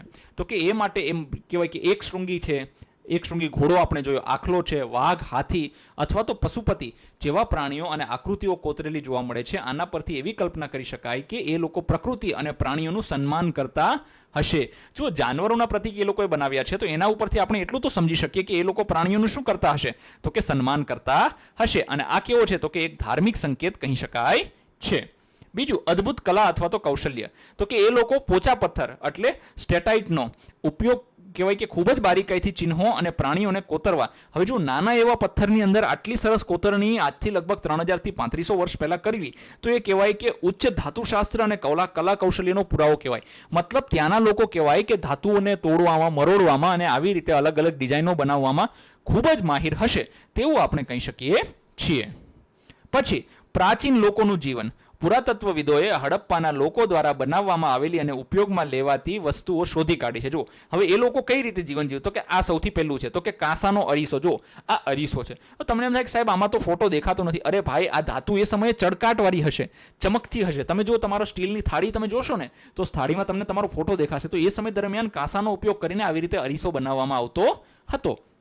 પછી એક પકવેલી માટીનો ઘડો અથવા વાસણ જે ધોળાવીરા. જો એ સમય દરમિયાન આપણે જે આજના માટલા ઉપયોગ કરીએ છીએ એ સમય દરમિયાન પણ એ લોકો આવા જ માટલા અને જો ખૂબ સરસ મજાના તમને દેખાય છે ડિઝાઇન કરેલા પાકા માટલાનો ઉપયોગ કરે છે. પકવેલી માટી એટલે એને કહેવાય કે ગરમ ભઠ્ઠીમાં નાખીને પકવવામાં પણ આવતા હતા. પછી જો અહીંયા શું છે તો કે થોડા પથ્થરના વજનિયા. જો વજનિયા છે અલગ અલગ, આપણે જેમ 1 કિલો 2 કિલો એવા વજનિયા હોઈએ છીએ ને એ. પછી જો આ કાંસાની છીણી છે, આ છીણીનો ઉપયોગ શેના માટે કરતા હશે? તો કે કોઈ પણ વસ્તુને તોડવા માટે એના માટે આ છીણીનો ઉપયોગ કરતા હોય શકે છે. પછી તો કે જો આ એક પથ્થરમાં જો 25 સેન્ટીમીટરની લંબાઈ ધોળાવીરામાં કોતરેલું ગેમ બોર્ડ. જો આજે તમે લૂડો ને એવું રમો છો ને એ સમય દરમિયાન આપણને આવું ગેમ બોર્ડ મળી આવે છે. પછી જો આ સિસોટી છે દેખાય છે તો કે આ કેટલી છે? તો કે લગભગ 4 સેન્ટીમીટર લાંબી છે. આ બધું કહેવાય કે હડપ્પીય સભ્યતાના લોકો, પુખ્ત વયના લોકો અને બાળકો એમ બંનેને ખુશ રાખવા માટે જો આ મોટા લોકો રમતા હશે ને નાના બાળકો, અથવા તો આમ જોવા જઈએ તો સિસોટી જે છે તે મોટા લોકો ના વગાડે, નાના બાળકો વગાડતા હશે. અને આ રમત જે છે તે મોટા લોકો રમવા માટે અત્યારની જે ચેસ છે અથવા તો લૂડો છે એની સાથે આને સરખાવી શકાય છે. પછી તો કે ઘણી વખત પુરોહિત, રાજા, પ્રિસ્ટ કિંગ તરીકે ઓળખાતી આકૃતિની પ્રતિમા. જો આ દેખાય છે એવું માનવામાં આવે છે કે આ રાજા હોઈ શકે અથવા તો કહેવાય કે કોઈ પુરોહિત હોઈ શકે એવી માન્યતા માનવામાં આવે છે. પણ આ શેની આકૃતિ છે તે હજી સુધી સ્પષ્ટપણે જાણી શકાયું નથી. પછી છે સ્વસ્તિક. જો આ સ્વસ્તિક છે તો કે સ્વસ્તિક દર્શાવતી સીલ, મહોર. હવે જો આ એક પ્રકારની મહોલ છે. પછી જો અહીંયા તમે જોઈ શકો છો શક્તિશાળી પ્રાણીઓથી ઘેરાયેલ ઊભા પ્લેટફોર્મ પર બેઠેલ 3 ચહેરાવાળા દેવતાની તસવીર. જુઓ આ 3 ચહેરાવાળા જે દેવતા છે અહીંયા બેઠેલા છે. એક આ પ્લેટફોર્મ છે, બરાબર છે, મતલબ એક આસન છે, એના ઉપર બેઠેલા દેવતાની એક તસવીર અહીંયા આપણને આપેલી છે. પછી તો કે જો અહીંયા એક કાંસાની મૂર્તિ, આ નર્તકી છે, મતલબ જુઓ કે નાચવાવાળી એક વ્યક્તિ છે એવું કહી શકાય. નમસ્તેની મુદ્રામાં ટેરાકોટા. ટેરાકોટા એટલે પકવેલી માટી, ગરમ કરેલી પકવેલી માટીમાંથી મૂર્તિ, એક વાસણ પરની ડિઝાઇન. જો દેખાય છે તમને આ સરસ મજાની આ એક નર્તકી એટલે જે નાચગાન કરતા હોય એમની. પછી અહીંયા જો એક વાસણ જે છે, વાસણ ઉપર અલગ અલગ ડિઝાઇનો અને આ ચિત્ર આપવામાં આવ્યા છે. હવે જુઓ આ ચિત્રમાં તમે જોઈ શકો છો આ કાગડો છે અને અહીંયા એક કહેવાય કે વાસણ છે, એના તળિયેથી તમને ખબર હોય તો આપણે આ વાર્તા બધાએ સાંભળી જ છે. શું વાર્તા છે? તો કે આ વાર્તાની અંદર જે છે તે કાગડો જે છે તેની અંદર પથ્થર નાખીને શું કરે છે? તો કે પોતાની તરસ छिपाવે છે. અહીંયા તમે જોઈ શકો છો કે હરણ આપેલું છે. હવે જો પાના નંબર 100 અને 101 પર દર્શાવવામાં આવેલી આકૃતિ. હવે આ આકૃતિમાંથી આપણે હજી એક જોઈએ. જો આ દેખાય છે આવી બંગડીઓ, આજના સમયમાં પણ રાજસ્થાન અને ગુજરાતમાં ઘણી જાતિના લોકો આવી રીતે હાથમાં બંગડીઓ, આવી રીતે કહેવાય કે કોણીની ઉપર બંગડીઓ પહેરે છે. હવે પાના નંબર 100 અને 101 પર દર્શાવવામાં આવેલી વસ્તુઓ અને આ પ્રકરણમાં દર્શાવવામાં આવેલી અન્ય વસ્તુઓને જોતા શું તમને હડપ્પન લોકો માટેની મહત્વપૂર્ણ પ્રવૃત્તિઓ અને જીવનના પાસાઓને જણાવી શકશો? હા, ચાલો હવે અત્યાર સુધી જે આપણે ચિત્ર જોયા, જે આકૃતિઓ જોઈ છે, જે વસ્તુઓ જોઈ છે, એના ઉપરથી શું આપણે એવું જાણી શકીએ કે એ લોકો કઈ પ્રવૃત્તિ કરતા હશે? બરાબર છે. ચાલો તો સૌથી પહેલાં જોઈએ તો એ લોકો કલા કૌશલ્ય અને હસ્તકલા. હવે આ બધું સામાન્ય વ્યક્તિ ન કરી શકે. આપણે ઓલા દાઢીવાળા ભાઈનું પૂતળું જોયું, એ હોઈ શકે રાજા હોઈ શકે, કોઈ એ વખતના પુરોહિત હોઈ શકે, બરાબર છે. તો સામાન્ય વ્યક્તિ આવું સરસ બનાવી શકે નહીં. તો કે માટીકામ અને મણકા, જો એ લોકો મણકાનું નિર્માણ કરતા હતા, વાસણો સુશોભિત કરતા હતા, અકીક અને ચિરોડીના સુંદર મણકા પણ એ લોકો બનાવતા અને એમાં નિપુણ હતા. પછી તો કે એ લોકો ધાતુશાસ્ત્ર પણ જાણતા હતા. તો કે કઈ રીતે? તો કે તાંબુ છે, કાંસુ છે, સોનું અને ચાંદી જેવી ધાતુઓના દાગીના, ઓજારો, મૂર્તિઓ, આ બધું આપણને જેવાય કે કાંસાની નર્તકી, આપણે જોયું કે એક નર્તકી જોઈ આપણને મળી છે, આ બધી વસ્તુઓ એ સમયે બનાવેલી હશે તો જ મળી છે. મતલબ ક્યારે બની હોય કે એ લોકો એ બાબતનું એમને વિશિષ્ટ જ્ઞાન હોય તો જ આ બધી વસ્તુઓ મળી આવી હોય. પછી તો કે રમતગમત અને મનોરંજનના સાધનો, તો કે એ સમય દરમિયાન બળદગાડા, સીટીઓ, પક્ષીઓ અને પ્રાણીઓ આકારના ચાલતા ચાલતા અલગ અલગ રમકડાઓ પણ મળી આવ્યા છે. તો કે આનાથી શું સાબિત થઈ શકે? તો કે આનાથી આપણે એવું દર્શાવી શકાય કે બાળકના મનોરંજન માટે, મનોરંજન એટલે એના આનંદ માટે રમકડા બનાવવાને મહત્વ આપવામાં આવ્યું છે. એટલે કે તમે એકલા જ રમકડા નથી રમતા, પણ તમે તો જો કે રમકડા જ નથી રમતા, મોબાઈલ રમો છો. એ લોકો એ સમયના બાળકો ત્યારે રમકડા રમતા હતા. પછી વેપાર અને માપન પદ્ધતિઓ, આપણે જોયું કે અલગ અલગ વજનિયા, પથ્થરના ચોક્કસ વજનિયા મળ્યા છે, અલગ અલગ મોહર મળી છે. તો એનાથી આપણે કહી શકીએ કે એ સમયે જે વેપાર છે તે ખૂબ જ વ્યવસ્થિત આયોજનબદ્ધ વેપાર હતો. અને માલ સામાનનું એ લોકો શું કરતા? તો કે ચોક્કસ વજન કરીને દેશ વિદેશમાં એ લોકો વ્યાપાર કરતા હતા. પછી તો કે હવે છે શૃંગાર અને સ્ત્રી પુરુષ પરિવેશ. હવે જો શૃંગાર એટલે શું? તો કે માટી અને ધાતુની કાસ્કીઓ, કાસ્કીઓ એટલે જેને આપણે દાંતીઓ કહીએ છીએ ને, વાળ ઓળવા માટે. પછી આરીઓ, શંખની બંગડીઓ, હાર જેવા આભૂષણો એવું દર્શાવે છે કે એ સમયના લોકો પણ સૌંદર્ય પ્રેમી હતા. હવે એવું જો, એવું કઈ રીતે? અરે ભાઈ, જે માણસ પૂતળાને આવું વ્યવસ્થિત રીતે સજાવીને રાખતો હોય એ માણસ પોતે કેવો વ્યવસ્થિત તૈયાર થતો હશે? તો એ લોકો પોતાના કપડાં છે, પોતાના પહેરવેશ છે, એના ઉપર ખૂબ જ ધ્યાન આપતા હશે એવું આપણે કહી શકીએ છીએ. પછી તો કે કૃષિ અને પશુપાલન, તો કે એ સમયે માટીના કહેવાય કે હળનો જે નમૂનો આપણને મળ્યો છે, અનાજના સંગ્રહના કોઠારો મળ્યા છે, તો એના ઉપરથી આપણે કહી શકીએ કે ખેતી તેમની મુખ્ય આર્થિક પ્રવૃત્તિ, મતલબ એ લોકોનું જીવન જે છે તે શેના પર આધારિત હશે? તો કે ખેતી ઉપર જ આધારિત હશે. અને તે લોકો કહેવાય કે ઘઉં, જવ અને કપાસની ખેતી કરતા હતા. પછી તો કે ધાર્મિક માન્યતાઓ અને કલાત્મક અભિવ્યક્તિ, તો કે એ લોકોની ધાર્મિક માન્યતાઓ શું હતી? તો કે મોહરો પર કોતરેલ પ્રાણીઓ અને માતૃદેવી, પશુપતિની આકૃતિઓ પરથી તેમની પ્રકૃતિ પૂજા અને ધાર્મિક માન્યતાઓની માહિતી મળે છે. તો કે એમને જે આપણને દેખાય કે જે અલગ અલગ મોહર મળી, એમાં એક શૃંગી જે ઘોડો છે જેને યુનિકોર્ન કહીએ છીએ, આખલો છે, આ બધા જે ચિત્ર આપણને મળ્યા છે એના ઉપરથી કહી શકીએ. અને પશુપતિની એક આકૃતિ મળી છે કે એ લોકો પ્રકૃતિની પૂજા કરતા હશે એવી ધાર્મિક માન્યતાઓની માહિતી આપણને એના ઉપરથી મળી શકે છે. ચાલો શોધીએ. આવી લોથલના પાત્ર પર મળી આવેલી વાર્તા પૂર્ણ કરો. જો લોથલના પાત્ર ઉપર આ વાર્તા, તમને કેમ લાગે છે કે આ વાર્તા 4000 વર્ષ કરતાં વધુ સમયથી યાદ રાખવામાં આવી છે? જો લગભગ લોથલ સભ્યતા જે છે, આપણે લોથલ શું કહેવાય કે લોથલ મતલબ હડપ્પીય સભ્યતાનું જે એક શહેર છે ને લોથલ, ત્યાંથી આપણને આવી રીતે આ મળી આવ્યું છે એક પાત્ર. તો આ પાત્રમાં આ જે વાર્તા જે છે કાગડાની અને કહેવાય કે તરસ્યો થયો છે, તો કે 4000 વર્ષ એને થઈ ગયા છે. તો શા માટે હજી સુધી આ વાર્તાનો ઉપયોગ કરીએ છીએ? તો કે તરસ્યો કાગડો જે છે એમાં એની શું છે, એ વાર્તા પૂર્ણ કરો. તો કે જેમાં કાગડો પોતાની બુદ્ધિ અને ચતુરતાનો ઉપયોગ કરીને ખડા કે પાત્રમાં કાંકરા નાખીને પાણી જે છે તે ઊંચું લાવીને પોતાની તરસ छिपाવે છે. એટલે કહી શકીએ કે આ અર્થઘટનથી હડપ્પાના લોકોની વ્યવહારુ બુદ્ધિ અને ચાતુર્ય દર્શાવવામાં વિશેષ જાણીતું હતું. એ લોકોએ પોતાની બુદ્ધિનો કહેવાય કે વિશેષ ઉપયોગ કરતા હતા.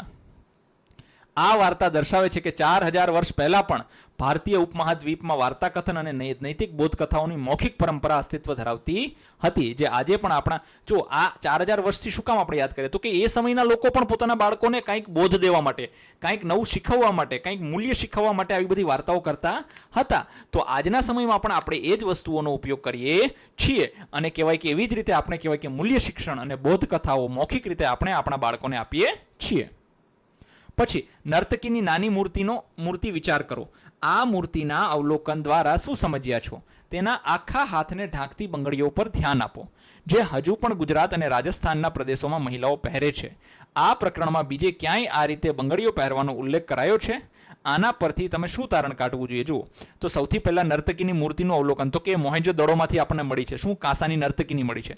એ સમયનું અદ્ભુત ધાતુશાસ્ત્ર છે. કેમ? તો કે કાંસામાંથી બનાવેલી છે.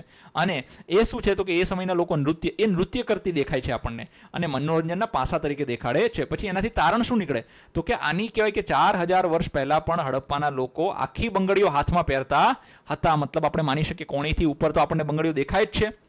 તો એ સમયના લોકો પણ આવી રીતે આખા હાથમાં બંગડીઓ પહેરતા હતા, જે આજે પણ ગુજરાત અને રાજસ્થાનના ગામડાઓ અને અન્ય આદિવાસી વિસ્તારોમાં આપણને આ વસ્તુઓ જોવા મળે છે. તો કે આ શું દર્શાવે છે? તો કે આ એવું દર્શાવે છે કે હડપ્પીય સંસ્કૃતિ આજે પણ અસ્તિત્વમાં છે, એ હકીકતમાં નષ્ટ થઈ નથી અને તેના સાંસ્કૃતિક મૂલ્યો અને લોકરીતિઓ આજે પણ આધુનિક ભારતીય સમાજમાં આજે પણ આપણે એને જીવંત રાખેલા છે. પછી અંત કે નવી શરૂઆત. 1900 સામાન્ય સંવત પૂર્વની આસપાસ સિંધુ સરસ્વતીની આ સભ્યતાની આટલી બધી સિદ્ધિઓ છતાં તે શાથી વિલીન થઈ. તેના નગર એક પછી એક ખાલી થવા લાગ્યા. જો કોઈ રહેવાસી ત્યાં રહ્યા હોત તો પણ તેમને બદલાયેલી ગ્રામીણ જીવનશૈલી અપનાવી. એવું જણાય છે કે અગાઉનું શાસન અને વહીવટ હવે અસ્તિત્વમાં ન હતું. ધીમે ધીમે હડપ્પીય સભ્યતાના હજારો નહીં પરંતુ સેંકડોની સંખ્યામાં વધુ નાની ગ્રામીણ વસાહતોમાં વિખેરાઈ ગઈ. જુઓ, જેમ જેમ એક સંસારનો નિયમ છે, જેનો ઉદય થાય છે તેનો અસ્ત થાય છે. તો આવી રીતે કહેવાય કે સિંધુ સરસ્વતી સભ્યતા જે છે તે આટલી વિશાળ અને સિદ્ધિ એમ કહેવાય કે ખૂબ જ સરસ હતી, તેમ છતાં એ વિલીન થઈ ગઈ. કેમ? તો કે ધીરે ધીરે એક પછી એક નગર તેના ખાલી થવા માંડ્યા. તો કે શા માટે ખાલી થવા માંડ્યા હશે? તો કે ત્યાંની જે ગ્રામીણ જીવનશૈલી હતી એ ધીરે ધીરે બદલાઈ હશે. લોકો તે અપનાવી નહીં શક્યા હોય, અથવા તો તેનું શાસન જે છે પહેલાં સારું ચાલતું હતું, પાછળથી તેનું શાસન જે છે તે બગડી ગયું હશે. આ રીતે હજારો નહીં પરંતુ ધીરે ધીરે શું છે ફરીથી નાના નાના ગામડાઓમાં વહેંચાઈ ગઈ હતી. ચાલો વિચારીએ, હડપ્પીય લોકો ગ્રામીણ વસાહતોમાં પાછા ફર્યા કારણ કે ગ્રામીણ શહેરી જીવનશૈલીની તુલનામાં ખોરાક અને પાણી ગ્રામીણ જીવનશૈલીમાં સરળતાથી મળી રહેતા. પછી અત્યારની જેમ નગર ભોજન અને પાણી માટે ગામડાઓ પર આધાર રાખતા હતા. જો એ સમયના લોકો પહેલાં કહેવાય કે ગામડાઓમાંથી મોટા મોટા નગર બન્યા, નગરમાંથી મહાનગર બન્યા. પછી તો કે ફરીથી પાછા ગામડામાં પરિવર્તિત થઈ ગયા. તો કે શા માટે? તો કે ગામડાની અંદર તમે જોવા જશો ને તો ખોરાક અને પાણી તમને શુદ્ધ મળે છે અને બહુ કહેવાય કે સારા પ્રમાણમાં મળી રહે છે. તો એનાથી કહેવાય કે અત્યારના જે ભોજન એ માટે એ લોકો શેના ઉપર? ગામડાઓ ઉપર આધાર રાખતા હતા. આ ઘટાડાનું કારણ શું છે? પુરાતત્વવિદોએ ઘણા પરિબળો સૂચવ્યા છે. ઘણા સમય પહેલાં એવું માનવામાં આવતું હતું કે યુદ્ધ અથવા આક્રમણો એ નગરોનો નાશ કર્યો હશે, પરંતુ યુદ્ધ અથવા આક્રમણોની કોઈ નિશાની મળી નથી. ખરેખર હડપ્પીય લોકો કોઈ સૈન્ય અથવા તો યુદ્ધના શસ્ત્રો રાખ્યા હોય એવું લાગતું નથી. જ્યાં સુધી પુરાવાની વાત છે તો તે પ્રમાણમાં શાંતિપૂર્ણ સભ્યતા હોવાનું જણાય છે. જુઓ, એ સમય દરમિયાન કોઈ તીર કે એવું કાંઈ કોઈ જ વસ્તુ મળી આવી નથી. આના ઉપરથી આપણે સ્પષ્ટપણે કહી શકીએ, શું કહી શકીએ? કે એ લોકો કહેવાય કે યુદ્ધ કે આક્રમણના લીધે આ સભ્યતા નાશ પામી નથી. અને ત્યાંના લોકો જે છે તે યુદ્ધમાં અને એમાં માનતા પણ હતા નહીં. એના માટે યુદ્ધના શસ્ત્રો પણ રાખતા હતા નહીં. અને એ લોકો કેવા હતા? તો કે શાંતિપૂર્ણ સભ્યતા હતા, શાંતિપૂર્ણ રીતે જીવન જીવવાનું પસંદ કરતા હતા. હાલમાં બે પરિબળો પર સંમતિ સધાઈ છે. સામાન્ય સંવત પૂર્વે 2200માં એક આબોહવા પરિવર્તન થઈ જેને વિશ્વના મોટા ભાગના ભાગને અસર કરી હતી, જેના કારણે વરસાદમાં ઘટાડો થયો હતો અને શુષ્કતાની પરિસ્થિતિ સર્જાઈ હતી. જો એ સમય દરમિયાન એમ કહેવાય છે સામાન્ય મતલબ કહેવાય કે સંમતિ સર્જાય એટલે બધા વિદ્વાનો ભેગા થયા અને નક્કી કર્યું કે ઈસવીસન સામાન્ય સંવત પૂર્વે 2200 વર્ષ દરમિયાન શું થયું? તો કે એ સમયમાં આબોહવામાં પરિવર્તન આવ્યું અને વિશ્વના મોટા ભાગના જે ભાગ હતા એમાં અસર થઈ હતી. તો કે એનાથી શું થયું? તો કે વરસાદ ઓછો થયો હતો અને શુષ્કતા મતલબ કહેવાય કે પાણીની અછત સર્જાઈ હતી. આનાથી કૃષિ વધુ મુશ્કેલ બની હશે અને શહેરોમાં ખોરાક માટે પુરવઠો ઓછો થયો હશે. જુઓ, આનાથી શું થઈ ગયું હશે? તો કે કૃષિ સરળ નહીં બની હોય અને આના જો ગામડામાં ના ઉગે તો એ વસ્તુ શહેરમાં પણ નથી જવાની, તો ખોરાકનો પુરવઠો શહેરમાં ઓછો થઈ ગયો હશે. બીજું, સરસ્વતી નદી તેના કેન્દ્રીય તટ પ્રદેશમાં સુકાઈ ગઈ હતી, જેના કારણે ત્યાંના લોકો શહેરો કાલીબંગન અને બનાવલી છોડીને લોકો પલાયન કરી ગયા હતા. હવે સરસ્વતી નદી સુકાઈ ગઈ તો તેની આસપાસના શહેરો પણ શું થઈ ગયા? તો કે ત્યાંના લોકો પણ બીજી જગ્યાએ જતા રહ્યા હતા. અન્ય પરિબળો પણ હોઈ શકે છે, પરંતુ આ બંને આપણને યાદ અપાવે છે કે આપણે આપણી સુખાકારી માટે આબોહવા અને પર્યાવરણ પણ કેટલો બધો આધાર રાખીએ છીએ. જુઓ, યાદ રાખો, પર્યાવરણ છે તો આપણે છીએ. આપણે નહીં હોય ને તો પર્યાવરણ તો તોય રહેશે ભાઈ, બરાબર છે? એટલે પર્યાવરણની આપણે જાળવણી કરવી જોઈએ. પછી જો કે શહેરો અદૃશ્ય થઈ ગયા હતા, પરંતુ હડપ્પીય સભ્યતા અને તકનીકનો મોટા ભાગનો હિસ્સો ટકી રહ્યો હતો અને ભારતીય સંસ્કૃતિના આગળ તબક્કા સુધી પહોંચ્યો, જેને આપણે આગળના પ્રકરણમાં જોઈશું.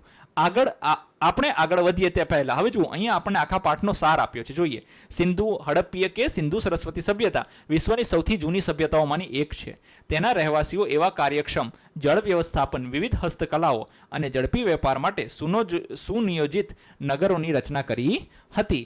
ઉપજાઉ ખેતીથી નગરમાં વિવિધ પ્રકારના પાક પ્રાપ્ત થતા હતા. જો ઉપજાઉ ખેતી એટલે એ લોકો ખૂબ સરસ ખેતી કરતા હતા અને અલગ અલગ પાકો પણ મેળવતા હતા. તો કે આ સભ્યતા આખરે નબળી પડી ગઈ. તો કે નબળી શા માટે પડી ગઈ? તો કે આબોહવાના લીધે, પર્યાવરણમાં ફેરફાર થવાના લીધે કદાચ નબળી પડી ગઈ હશે. એટલે લોકો જે છે તે શહેર તરફથી ગ્રામ તરફ પાછા વળ્યા હતા.